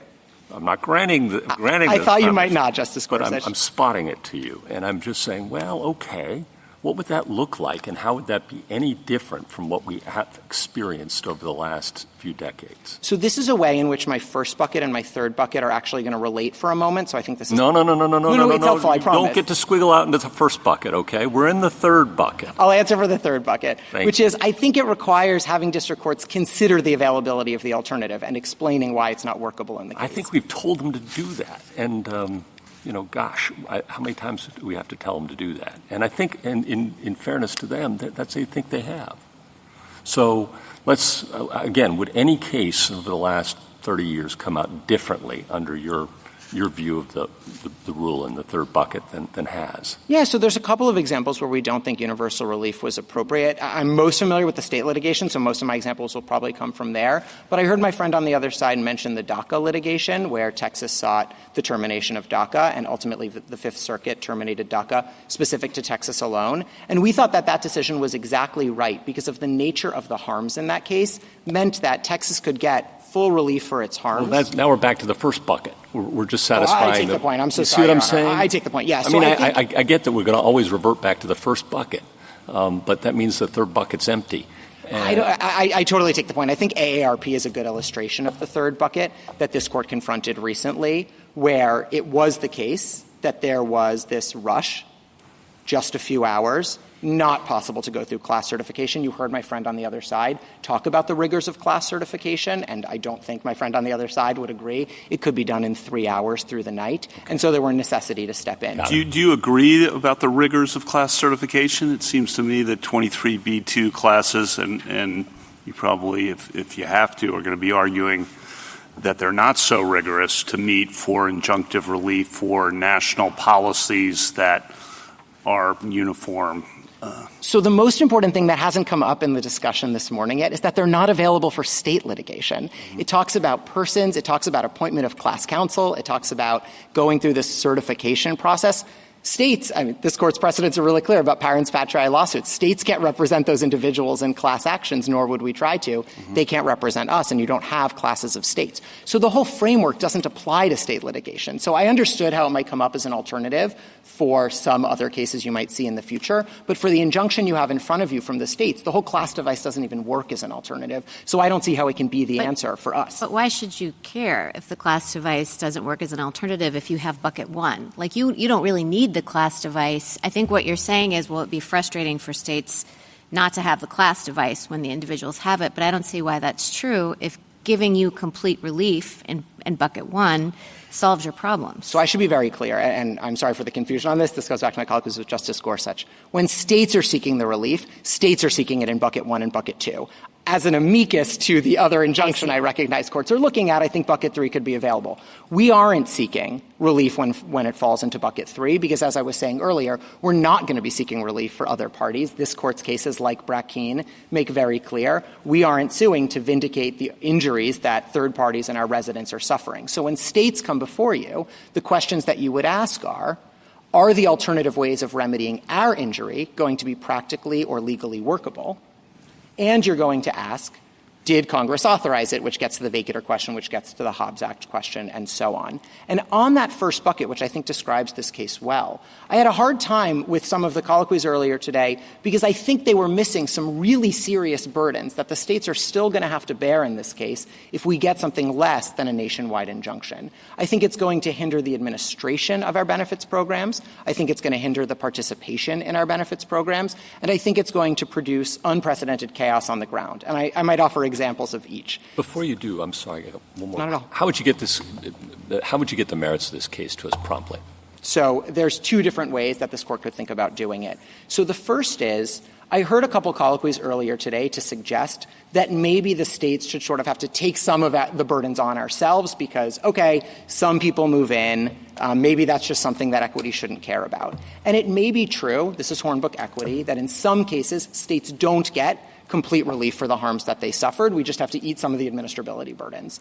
But the merits have always come into that because that is just about remedying a party's own injuries. And the strength of the ability to remedy our injuries is going to turn on a peak on the merits. This is partially Ohio versus EPA and building on Justice Kavanaugh's Labrador concurrence, where this court said you might have some states who really like a policy and some states who want to get relief from the policy, and how you reconcile those two things, who should get relief, who should benefit from the policy, will turn in part on a peak at the merits because we have a greater right to relief from it. I appreciate that.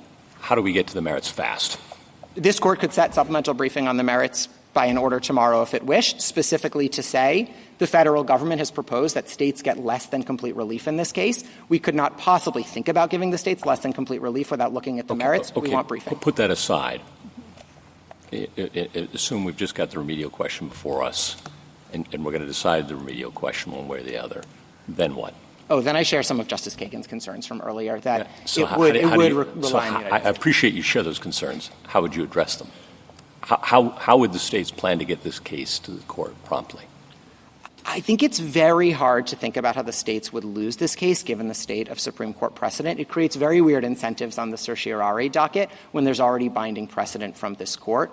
We do suffer harms from the application of this executive order beyond our borders that we need relief from. If we don't get a full remedy from that, I suppose we could ultimately seek cert before judgment on the basis that we still have Article III injuries that we're suffering, but we'd be asking this court to grant review from a circuit precedent we won on the basis that we have continued injuries. It's not impossible. This court knows best when it grants cert and when it doesn't. I would think it's not the cleanest way to tee up a case historically, and so it would raise some real concerns to the colloquies earlier today about how this case would ultimately come before this court. Are you telling us that we really can't decide the question that we asked to have briefing and argument on without taking a peek at the merits? So I'm not saying that at all. So there's two different ways to think about this case, Your Honor. One is to say absolutely, the states need to get complete relief for their injuries, and then let's figure out the best way to do it, and we think the alternatives are not workable and not legal.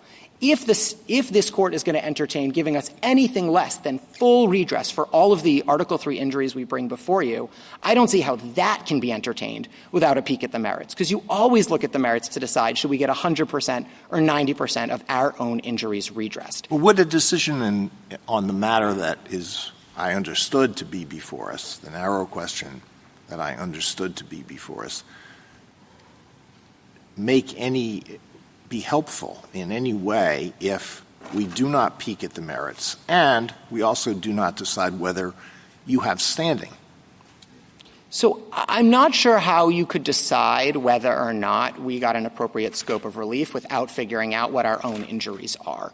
Because how you decide, this is the United States' own argument, how you decide whether or not we should get relief for our own injuries turns on what our injuries are that require relief.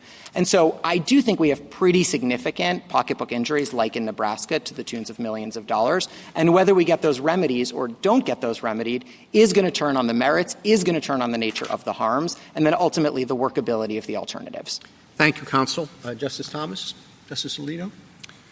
Well, General Sauer began by outlining problems that he sees being created by universal injunctions. And he said that the issue was a non-ideological issue and a non-partisan issue. Do you agree with that?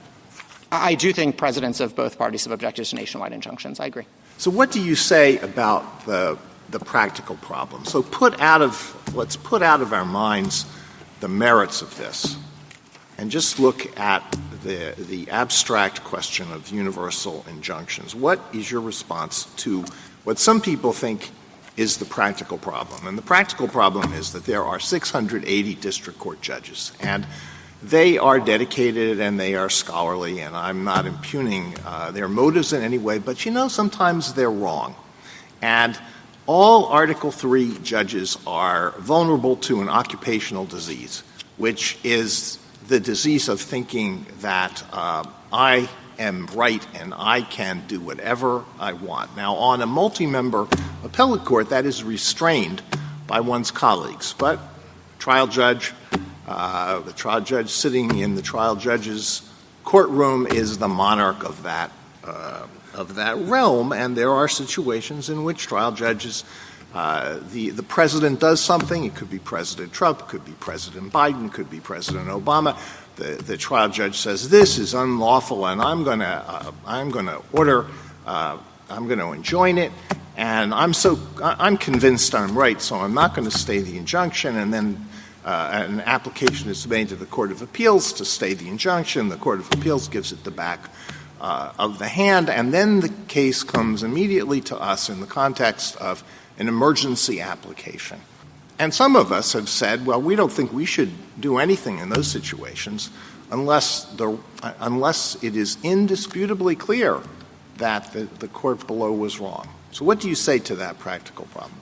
So we're mindful of the practical problems. I will say the states have had a through line as well across administrations. We have never believed, even as nationwide injunctions restrained policies that we favored, that they were categorically off the table. We've always taken the position that they are sometimes available in narrow circumstances, whether we like the policy or don't like the policy. And so you might have some cases where the nature of the harm, this is the DACA example from my friend on the other side, where the nature of the harm which was Texas saying it had to give benefits to residents in the state, is actually entirely remedied by a nationwide state-only injunction that applies just to Texas, because that might incentivize individuals to leave Texas, and then Texas doesn't have to give them benefits anymore. So you might have a case like that. But sometimes you are going to have cases where it is impossible to remedy the state's own injuries, and the alternatives are not practically or legally workable. And that describes this case perfectly. And so I don't think the answer is a bright line that means even in those situations it's not possible for the states to get relief. In deciding the question that is before us here, do you think we should never mind, I withdraw that. I have no further questions. Justice Sotomayor? Let's start with an answer you've been trying to give and haven't completed, which are the general suggested there were two ways that your injuries could be remedied. He claimed they were both presented to the court below. I didn't see that, but that's a matter that we could check on. Do you agree with me that they were not presented to the courts below? I do agree with you. So I want to be very clear, because I think there's some confusion across the briefing here. Right. We agree, and I don't think the First Circuit disagreed. They objected to the nationwide injunction in the district court, and we attached the briefing and we attached the transcript.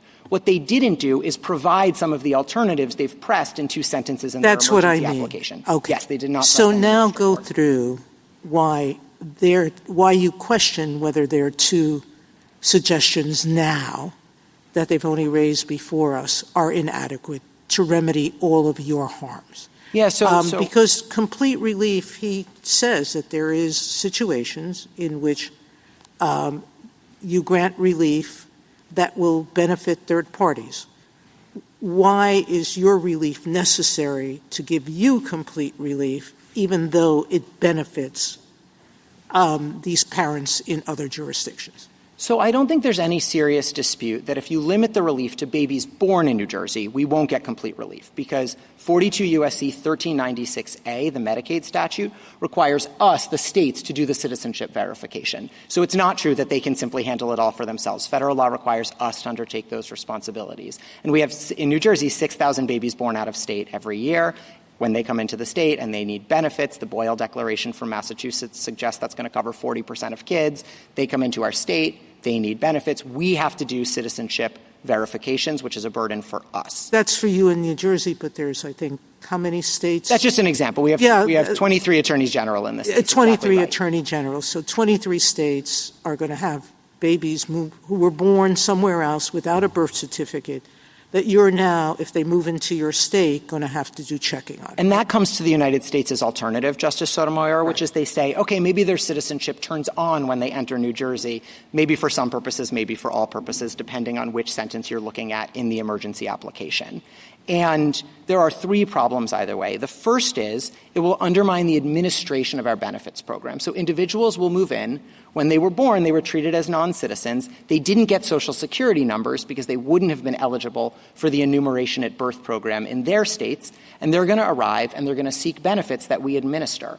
But federal law requires that they have Social Security numbers for the administration of those benefits. This is 7 U.S.C. 2025 for SNAP. This is 42 U.S.C. 1320b7 for TANF, for Medicaid, and so on. So they're going to need to have Social Security numbers. They're going to arrive without them, even though they were, under this Court's precedents, citizens who should have been in the enumeration at birth program, who should have had Social Security numbers. And it's going to be a burden on us, either in delaying the benefits, training county social service workers, in having to administer benefits without the SSNs on a provisional basis.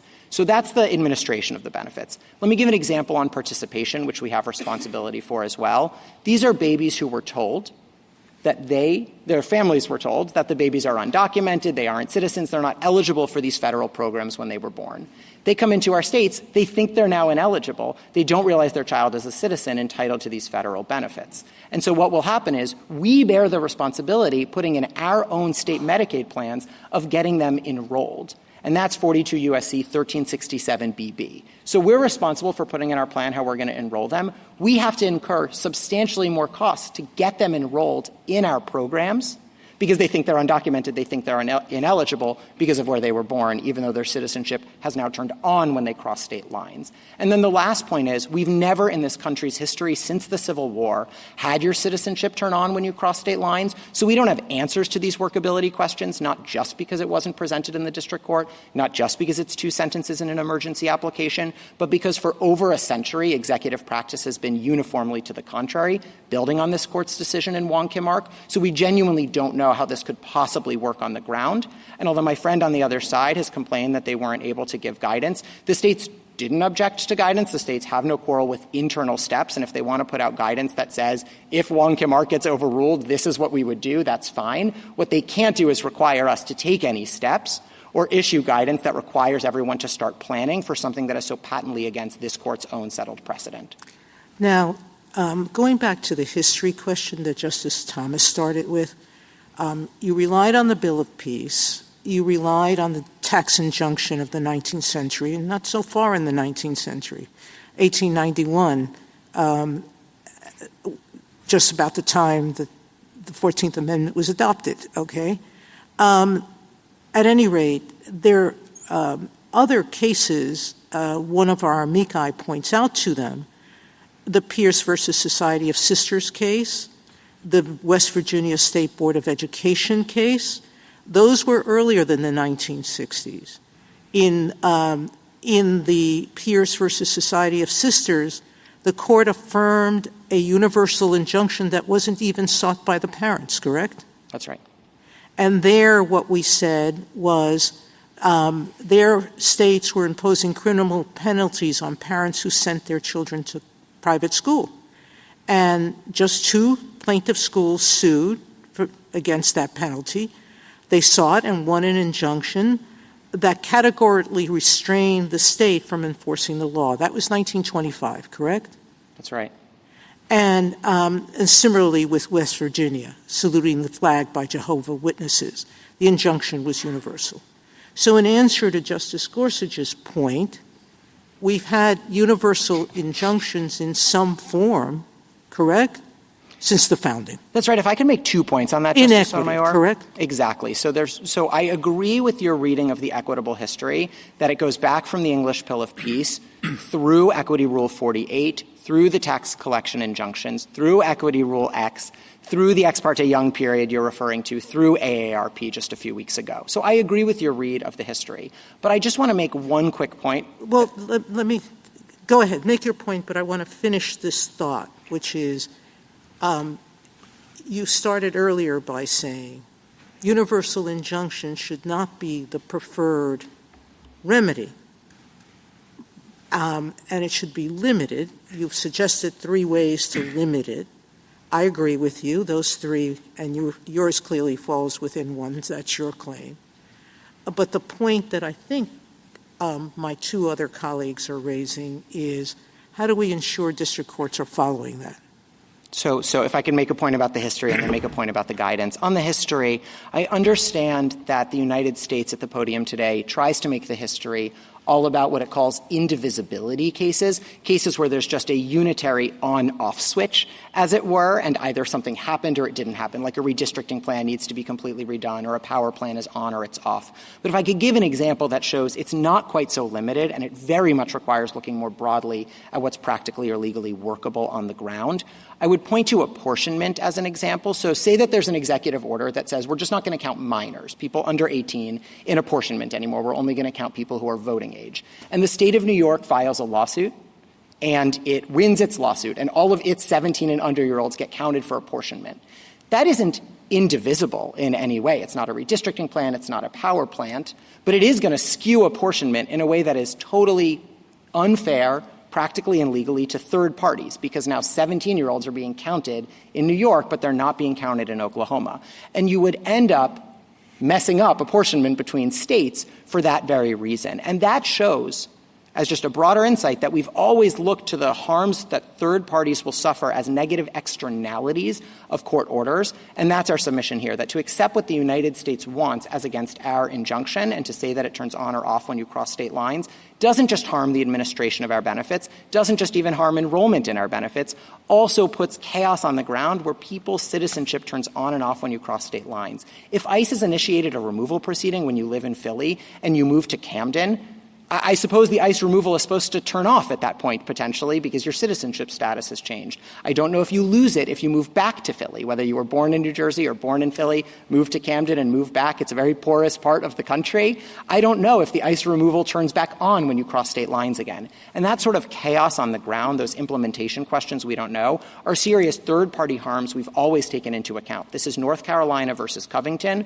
where courts ask what's workable as an injunction matter, and it's also the winter factors, where factor 3 looks at the balance of the equities between the parties and workability and harm to them, and winter factor 4 looks at public interest and the negative externalities and workability problems we're imposing on others. Justice Kagan? General, you've had a chance to talk about your administrative costs and the workability problems that New Jersey would confront.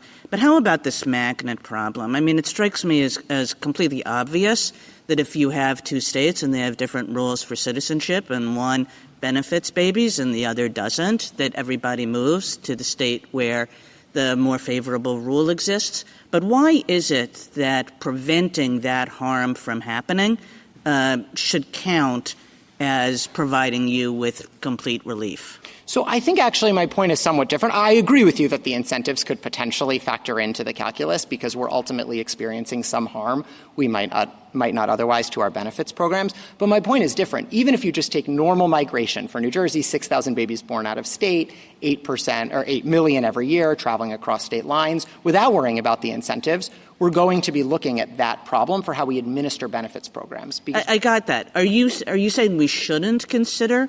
No, I think you can. I think you can, Your Honor, and it's because of the nature of three things together. One is it's the movement, but it's not just the movement. Two is it's the fact that citizenship historically was something you had at birth or didn't have at birth, and so you arrived to our state, in theory, without birthright citizenship because you would have been told when you're born in the hospital what you have or don't. And then the third, and this is really important, is the way that citizenship permeates so much, not just for individuals, but for what states are obligated to do, whether it's citizenship verification eligibility, whether it's enrollment in our own programs. Over and over, you see citizenship in Congress's own laws as the on or off switch for our own administration of benefits, and that's actually sort of unique. So I don't think every time people move between states, you automatically need to have a nationwide injunction. What you need is a demonstration about how that's going to contribute to the state's harm. And then, I think this is really important to colloquies you were having with the United States earlier, a court could in an appropriate case say, well, sure, state, you might have to keep some of the harm. We're only going to remedy 90% of your harm because it's too disruptive to everyone else. But I don't think you can do that in a case without looking at the merits, because whether we should get to 100% of our injuries taken care of or 90% of our injuries taken care of will always involve the strength of our merit showing. And I don't see how you could have a stronger merit showing than we have here, 127 years of Supreme Court precedent, over a century of executive practice, and congressional statutes that codified both into law in 1940 and 1952. And given that strength of the merits and the settled precedent, combined with our nature of harm, I don't think this is a close case for why we need national relief to remedy our injuries. Thank you. Justice Gorsuch, Justice Kavanaugh, Justice Barrett. I have a question about the history. So Grupo tells us that we have to look back to 1789 in the High Court of Chancery. So I appreciate that there have been some cases from later, and you were talking about some of those with Justice Sotomayor from the early 20th century, maybe the late 19th century.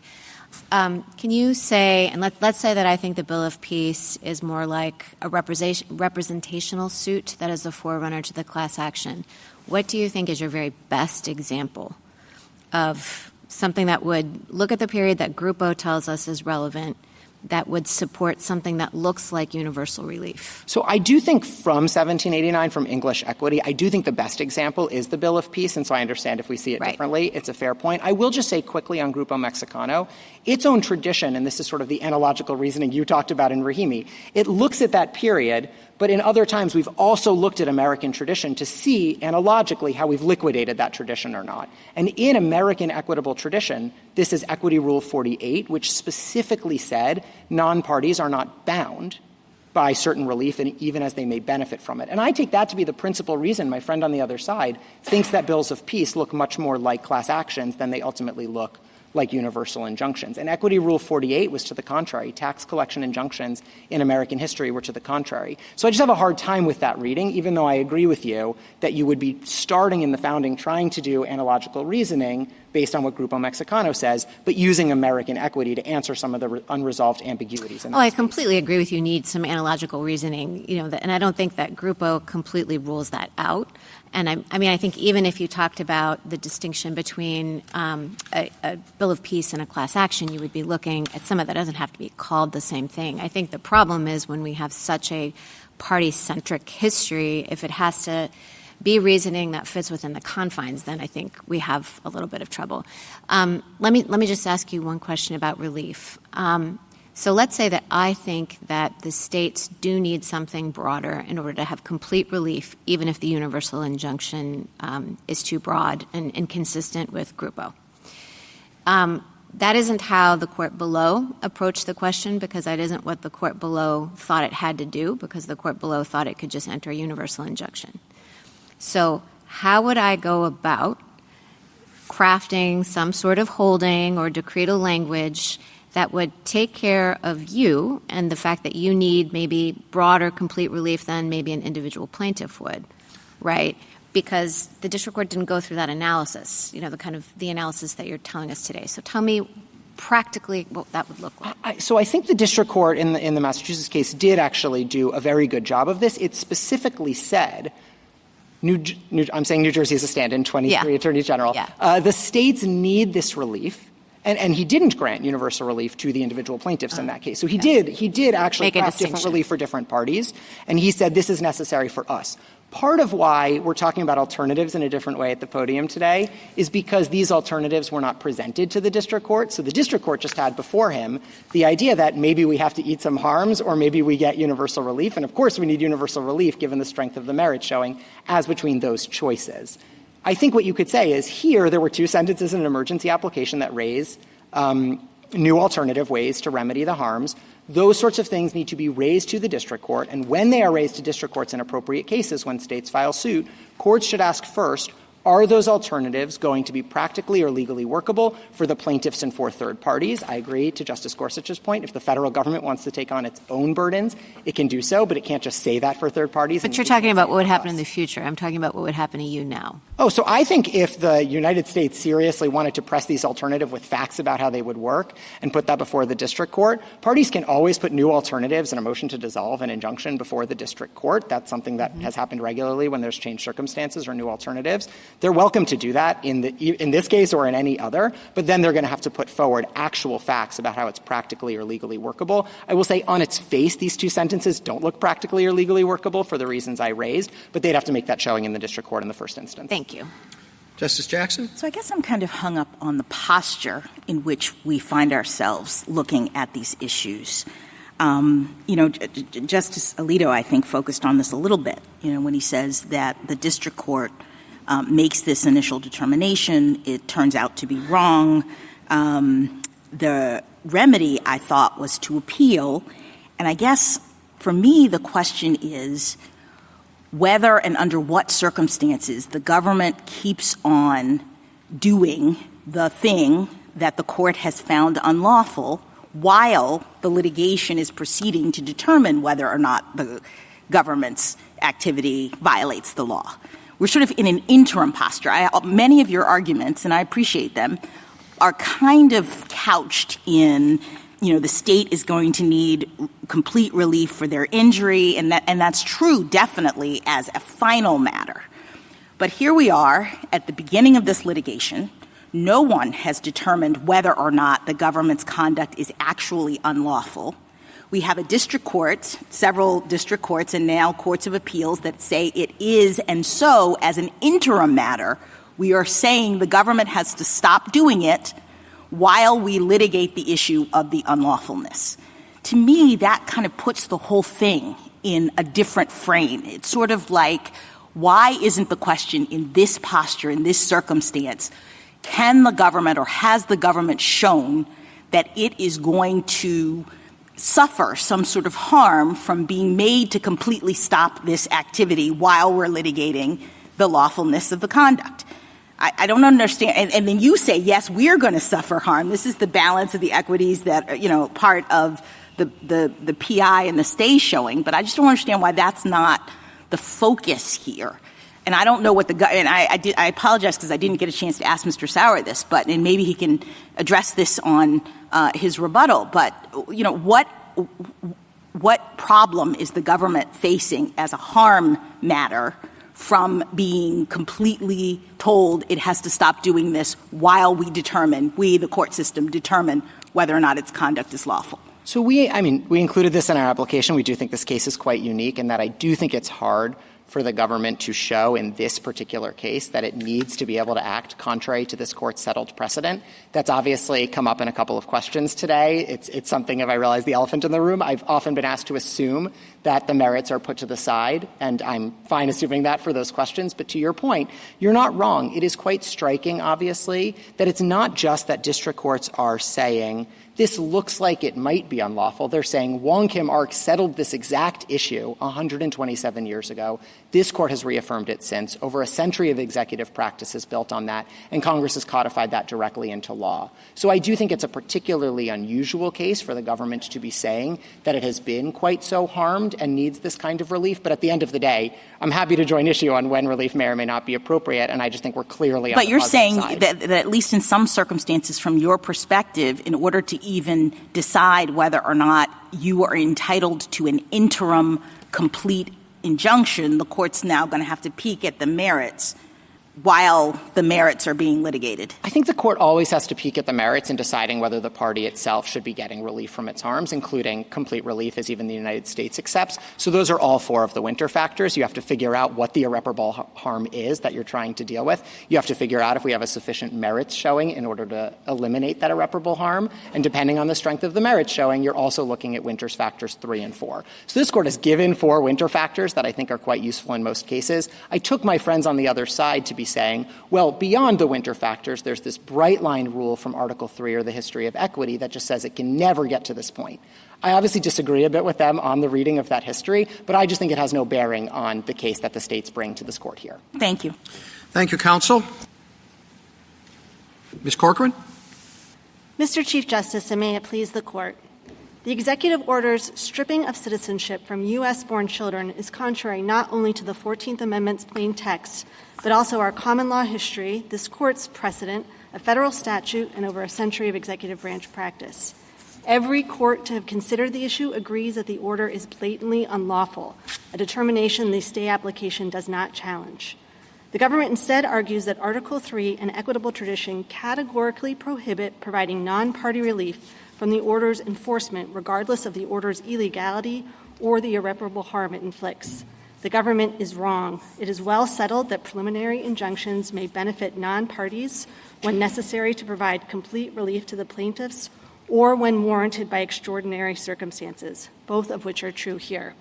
The court should reject the government's efforts to stay a preliminary injunction that maintains a status quo all 3 branches of government have ratified and operated under for over a century, and that prevent the catastrophic consequences that will result for the plaintiffs and our country if the government is allowed to execute an unconstitutional citizenship stripping scheme simply because legal challenges take time. I welcome the court's questions. You say the government is wrong about the availability of preliminary injunctions. On what do you base that? So I think that the 2 reasons I identified, one, it is well settled, and I understood General Sauer to agree today, that universal injunctive relief is appropriate when necessary to provide complete relief to the plaintiffs. That is the case here, and I'm happy to talk about that. But I also, this court has long recognized the availability of universal injunctive relief in extraordinary circumstances where it's justified. I think I would focus particularly on the public interest and equities prongs of the winter test. And I'm happy to talk about that as well. But I think those are the 2 reasons the government. Do you think that if, even if one considers the history not to support you, that the pragmatic considerations and the policy considerations should override that? So again, I would put us in the complete relief bucket. So Mr. Feigenbaum, I'll put on my amici hat in answering that question. I understand General Sauer's proposal to be that we channel all of this through Rule 23. I think that is a historical one. It's inconsistent with the Rules Committee's understanding of the rules. Both, if you look at Rule 23, Rule 65, and Rule 71 together, they establish that Rule 23 is not the channeling mechanism that the government's suggesting. I'll start with Rule 71 because it's responsive, Justice DeBarrett, to your question earlier about whether non-parties can enforce orders. Rule 71 explicitly contemplates that and says if a non-party receives relief, they are entitled to enforce it. I'd point also to Rule 65, the preliminary injunction rule. In 2017, the Rules Committee considered a proposal from Professor Bray to amend the rule to prohibit relief to non-parties. The committee rejected that proposal because it found that it ran afoul of the Rules Enabling Committee. And then I'd end by pointing to Rule 23 itself, which says nothing about it being a channeling mechanism. In Principe v. Scarborough, this court said, we don't treat the rules as excluding background equitable practices. And here, Rule 23 doesn't even contemplate preliminary relief. It's focused on permanent injunctive relief, and I think that's because, as we've been discussing, it's very difficult to get class certification in time to have preliminary relief, so you're doing putative class relief, which is the exact same thing as what's happening here. Well, why can't you get putative class relief in a preliminary injunction or TRO posture? You mean, in the get relief context. for a putative class in a TRO or PI posture? I certainly think you can. The court did that recently in AARP. My point is when the court does that, it's relying on the equitable authority it has to enter that sort of relief, not on the Rule 23 mechanism, because the class isn't binding until after certification, until after final judgment. If that mechanism is available, whether one way or another, doesn't that solve a large part of the problem in a way that complies with the rules, the problems with universal injunctions that have been identified by administrations of both parties? Go through Rule 23 and do what's needed there, and people are bound then, so that's a wrinkle.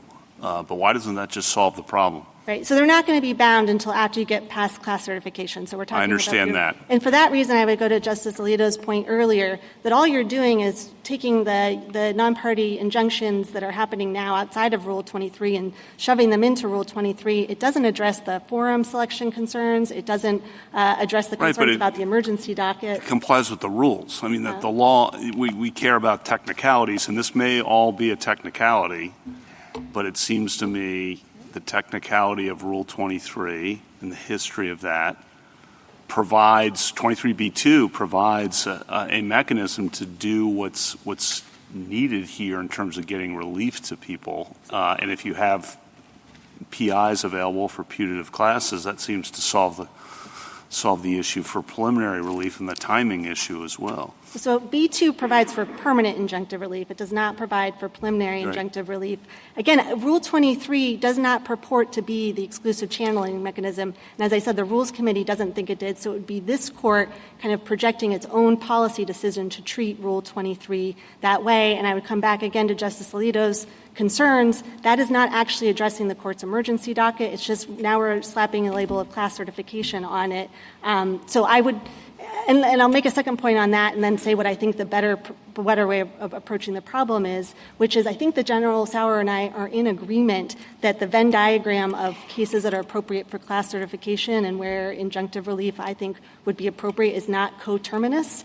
I think we could pursue successfully class certification here. I heard General Sauer to disagree, and I think it's because they're just different circumstances. If you look at the class certification requirements, commonality, typicality, they were actually added to Rule 23 in 1966, mostly to address the expansion of class certification to include damages suits. That makes sense there. But those were never requirements prior to 1966. Ms. Corcoran, on the class certification point you've been developing, one response might be, and I just want to get your reaction to it, that by proceeding through the class mechanism, even a putative class mechanism, a court is making a preliminary assessment about who are the parties going to be before it and issuing interim relief so that it preserves its jurisdiction to issue final relief with respect to those parties. And that's very different, the argument would go, than simply saying everybody everywhere, nationwide, universally, or perhaps cosmically, stands to benefit from this decision without ever having to suffer being bound by it. Thoughts? So I would say, again, that's an ahistorical approach. You haven't had that sort of Rule 23 assume for the moment that we read bills of peace, which I understand to be your best set of cases, to be prototypical of what is now Rule 23. Right. And so the bills of peace and kind of going through, as Mr. Feigenbaum was talking about, Equity Rule 48 and then 38, in none of those circumstances were we doing this ex ante class certification determination. So the modern class action device actually looks quite different than it was for representative suits historically. So it would be putting on an ahistorical constraint. I appreciate that argument, okay? But then now we're haggling over the history, which we have to do, I accept. But if bills of peace are understood, again, accept the premise, to be predecessors of Rule 23, then respond to the point that there is something fundamentally different about a preliminary injunction to a putative class you found is likely to be certified and likely to succeed on the merits in order to preserve that court's jurisdiction to award ultimate relief to those parties before it, and that's categorically different than a universal injunction. So starting with the presumption that was different about the bills of peace is that they were binding, I think sometimes, it's not clear always, at the end when they were getting to final judgment. I would go back to Grupo Mexicano, to Justice Barrett's point, although that was the high watermark of this equitable originalism, the way the court articulated the test, it focused on 1789, but the actual analysis in Grupo Mexicano focused on 1890 through 1942. And what the court found there is that there were numerous cases expressly rejecting the Moreva injunction, and that was confirmed in the 1970s when England adopted it and said, no, we've never done this before. We are in an entirely different world here. One, the cases that Justice Sotomayor laid out earlier all come from between 1890 and 1942, and they suggest that non-party relief was provided for outside of the class action context. But the fact that we have, I think, these very studied scholars in this rigorous debate about what the bills of peace meant, what the railroad cases meant, I think shows that this is very different in Grupo Mexicano. And for the court to kind of delve into that and adopt the categorical rule that the government is suggesting, I think is certainly an overcorrection. It's a hornet's nest on Article 3, right? It calls into concern APA, class action, a whole sort of things. I would suggest that the court instead focus on providing limiting principles within the confines of the Niken factors of the Winter. Is there a practical problem? So I want to put aside the history, and I take your points on that, and why you don't think Rule 23 fits. I take your point on that. But if putative class actions and preliminary relief are an option, what then is the practical problem you see as distinct from the current regime? Well, if General Sauer is right in that there are class certification problems here, then in this particular case, you're going to have thousands of Okay, I think you would be arguing that the class should be certified here. Right, but I'm saying the government is so more generally, taking it out of this case, if you could, do you see practical problems? Yeah, it would eliminate the associational standing trade cases, the cases brought by the Chamber of Commerce, the NRA, other associations that aren't suitable for class certification. I think also the questions again. What? Can you explain that? Well, they wouldn't. So if we were to seek cert, it would be on behalf of our individual plaintiffs. For the same reason that the government would have difficulty seeking class certification. The state government, I think, associations are not necessarily a good fit for that framework. Again, that's also not solving the court's problem. It's just channeling the problems through a different mechanism. I don't think that can be solved, just to be honest, but that's a separate issue from what the right rule is as to how things transpire in the district courts. Could I perhaps try to solve it in a different way? What I would suggest, we spent some time trying to catalog the cases in which this court has approved universal injunctive relief and the cases in which it's rejected it with the aim of giving the court maybe a suggestion on how it might affirmatively articulate some limiting principles such that you would not be getting the injunctions that the court thinks are inappropriate, but the ones that the court has approved would still be able to proceed. Again, that's not the categorical rule that the government is suggesting.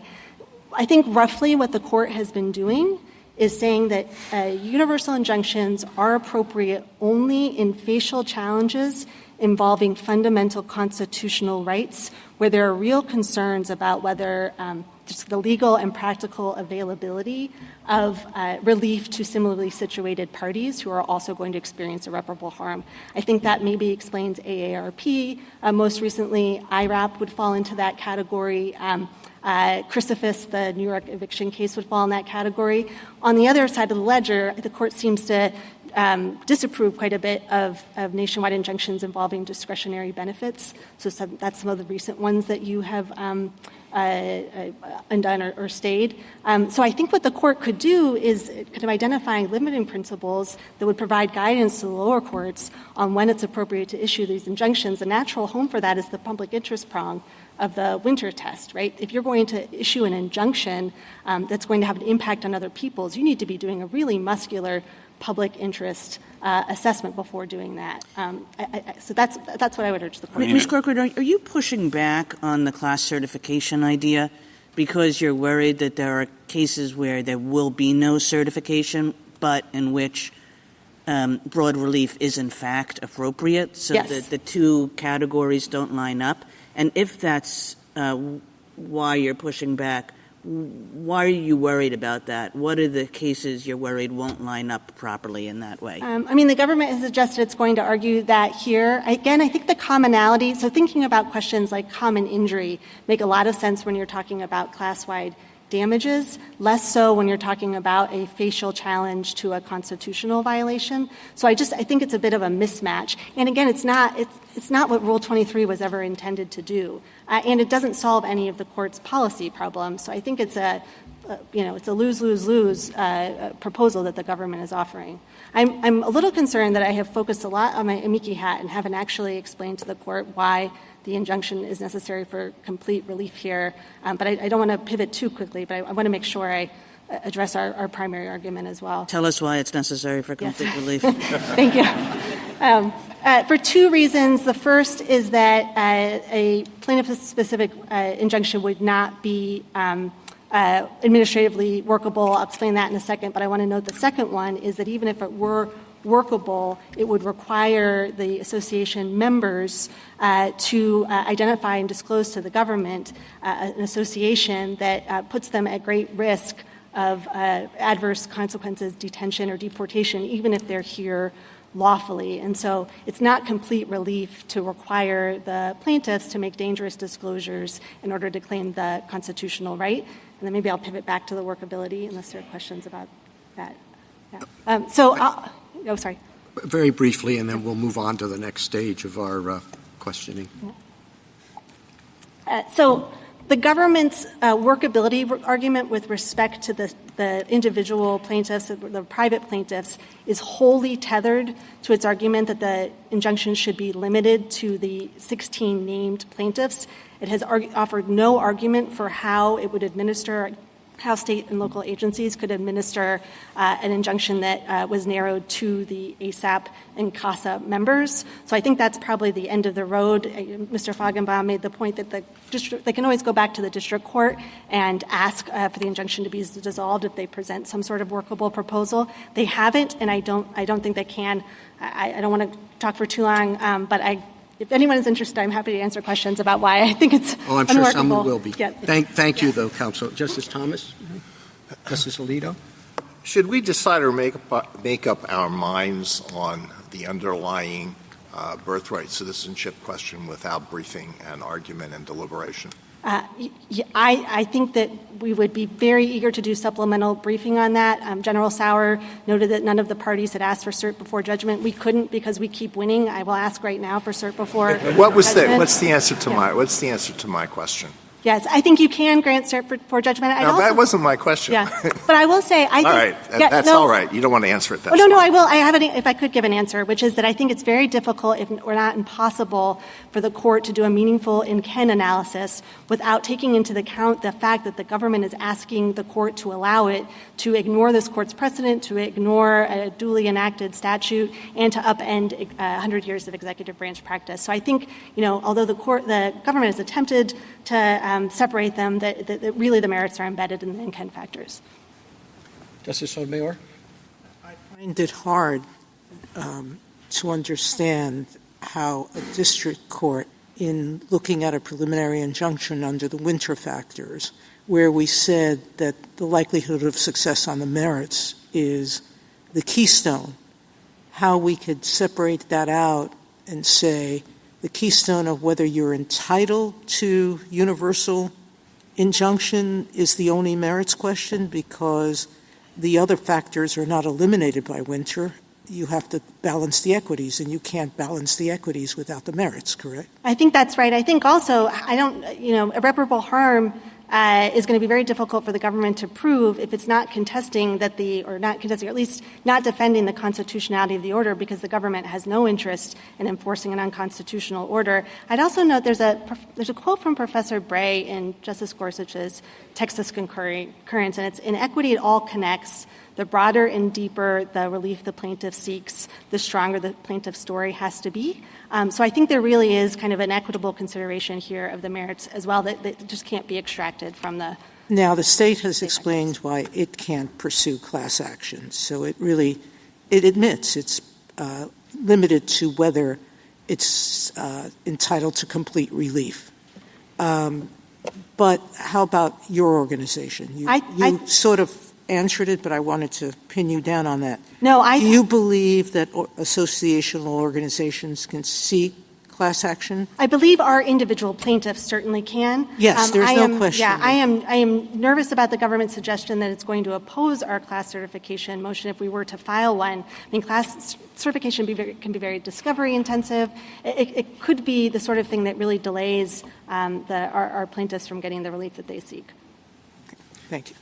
Justice Kagan? Because what I worry about here, Ms. Corcoran, is that this case is very different from a lot of our nationwide injunction cases in which many of us have expressed frustration at the way district courts are doing their business. And, the typical way in which that frustration emerges is that legal questions are hard and they're complicated, and different courts would decide them differently. And instead, because of the forum selection process, a party goes to one place.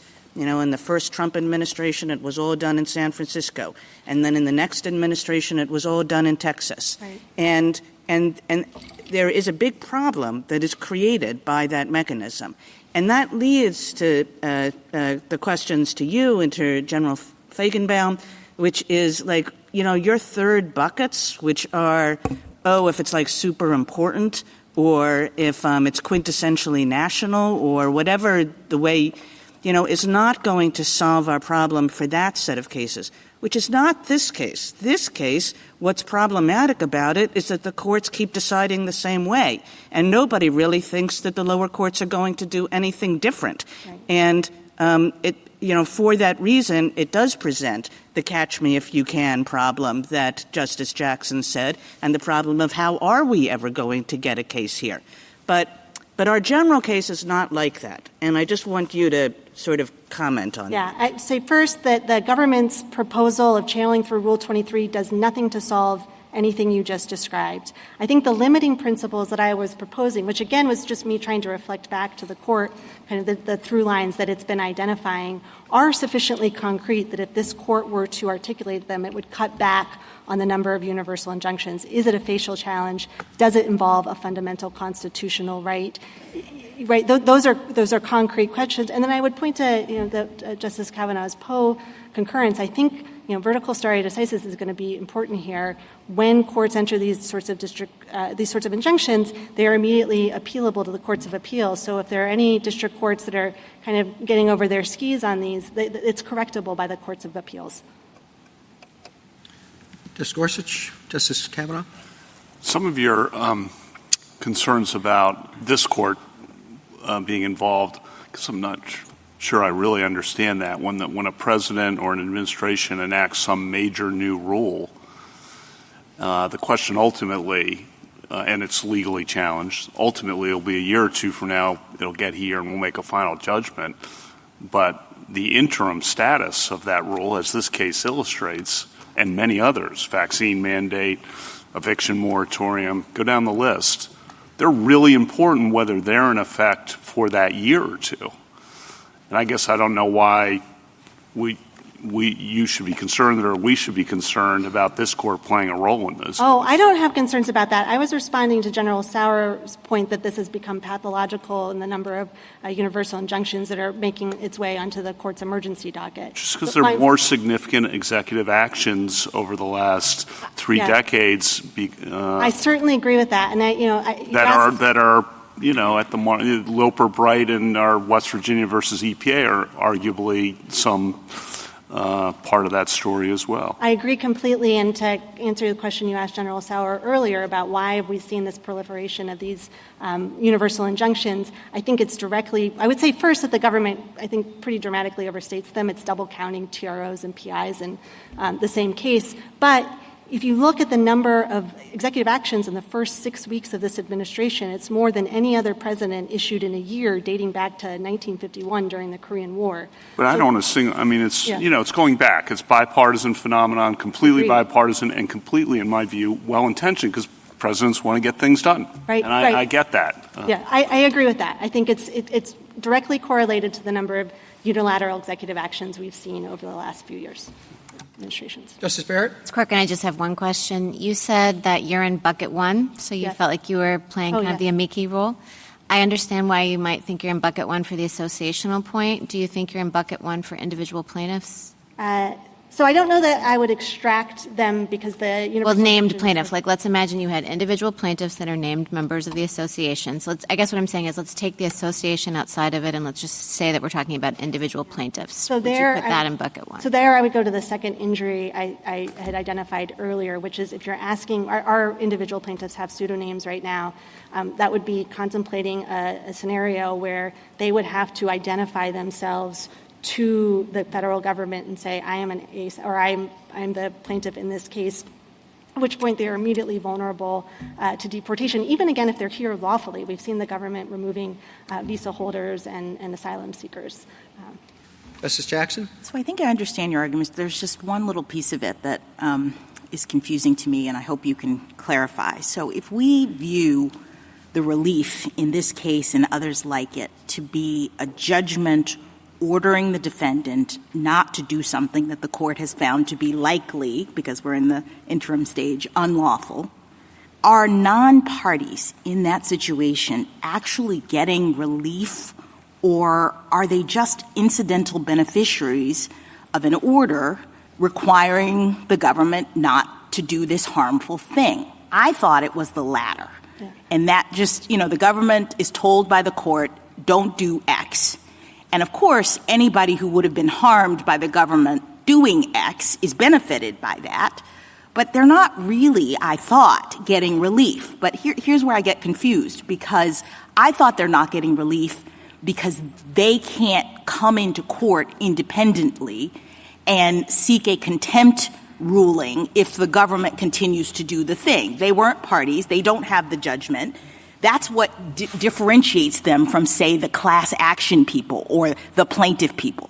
The reason why we have the rules for class action, et cetera, is because at the end of the day, the members of the class are getting a judgment that they can then use to enforce this obligation as against the government, whereas the people in the universal injunction world are just benefiting if the government actually follows the order. Yeah, I think that what you're articulating is consistent with a long history of precedent and practice. I mean, it's the classic REM case, right, making a declaration about property. I think Professor Fander's amicus brief is really helpful on that. He talks about the patent laws.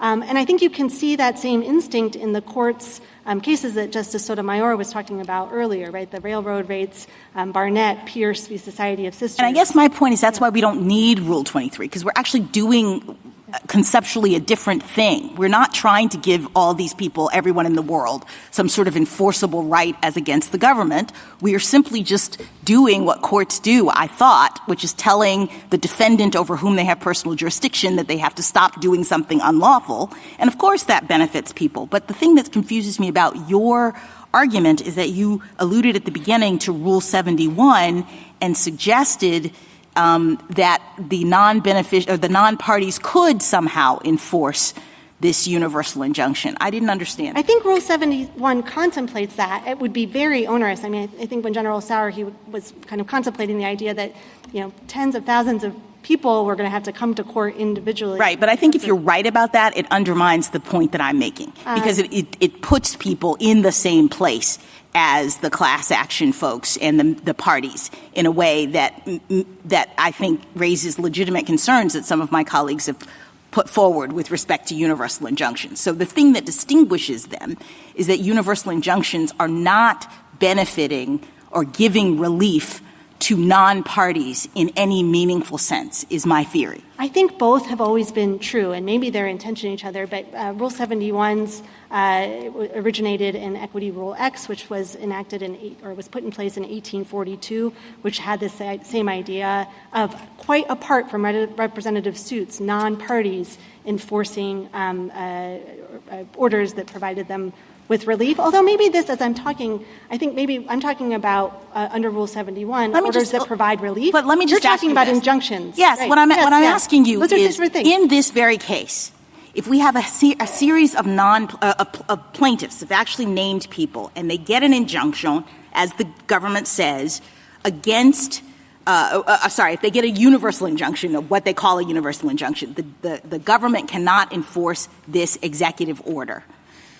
Can someone who is not a non-plaintiff come into court to enforce that if the government violates it? So I'm hesitant to say no, both because Rule 71 exists and those aren't my clients are my plaintiffs, and we needed this universal injunction. Yes, I understand. I'm just trying to figure this out. But I think both, I think both what you said is true. If we look at cases like Barnett and Pierce and we go all the way back, I think Justice Story's dissent that he signed on to in Cherokee Nation v. Georgia is terrific on this point. He was the preeminent scholar on equitable remedies, and he certainly thought, in the way that you're articulating, we are going to make a declaration about whether Georgia can enforce its laws on Cherokee Nation property, and that is just a declaration of the law that will have an impact on everyone. But I'm hesitant to say that Rule 71 doesn't have any application. Thank you. Thank you, counsel. Rebuttal, General Sauer. Thank you, Mr. Chief Justice. The original meaning of the Citizenship Clause extended citizenship to the children of former slaves, not to people who are unlawfully or temporarily present in the United States. The merits arguments we are presenting to the lower courts are compelling. We cite, for example, a host of 19th century authorities that point out that domicile was the touchstone of non-citizens being treated as having their offspring treated as citizens in that context. That is consistent with Wong Kim Ark, as well as with the slaughterhouse cases in Elk against Wilkins, and the suggestion that our position on the merits is weak is profoundly mistaken. And that kind of snap judgment on the merits that was presented in the lower courts is exactly the problem with the issue of racing to issue these nationwide injunctions. The Chief Justice correctly pointed out that this court, if it wishes to address the merits expeditiously, has many tools to do so. Cert before judgment is one possible tool. There are also others. But this court should also address the scope of remedy, the remedial question that's presented in the application. That is an extremely urgent question.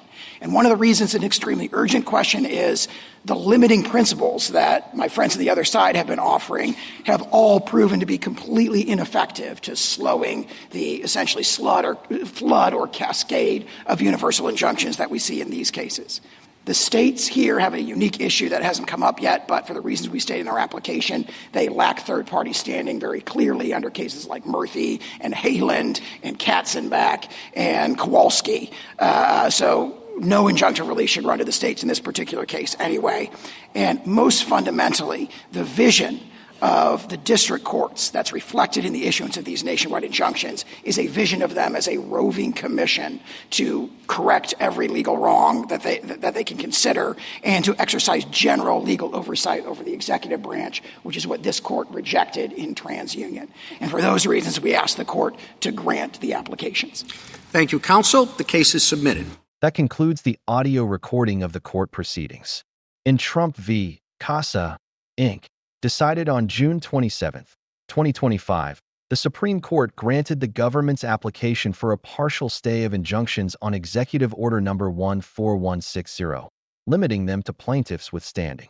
The per curiam opinion, joined by Chief Justice John G. Roberts, Jr., Justices Clarence Thomas, Samuel A. Alito, Jr., Neil M. Gorsuch, Brett M. Kavanaugh, and Amy Coney Barrett, reasoned that universal injunctions exceed equitable authority granted by Congress, staying relief beyond necessary for plaintiffs. Justices Sonia Sotomayor, Elena Kagan, and Ketanji Brown Jackson dissented, arguing injunctions were appropriately tailored and stays premature without full merits review. This concludes this presentation. If you have thoughts on this case and judgment, do comment below the video. Also, to receive notifications of future cases, be sure to subscribe to the channel. Please share the channel link with your friends and peers that you think may be interested in or benefit from it. Thank you.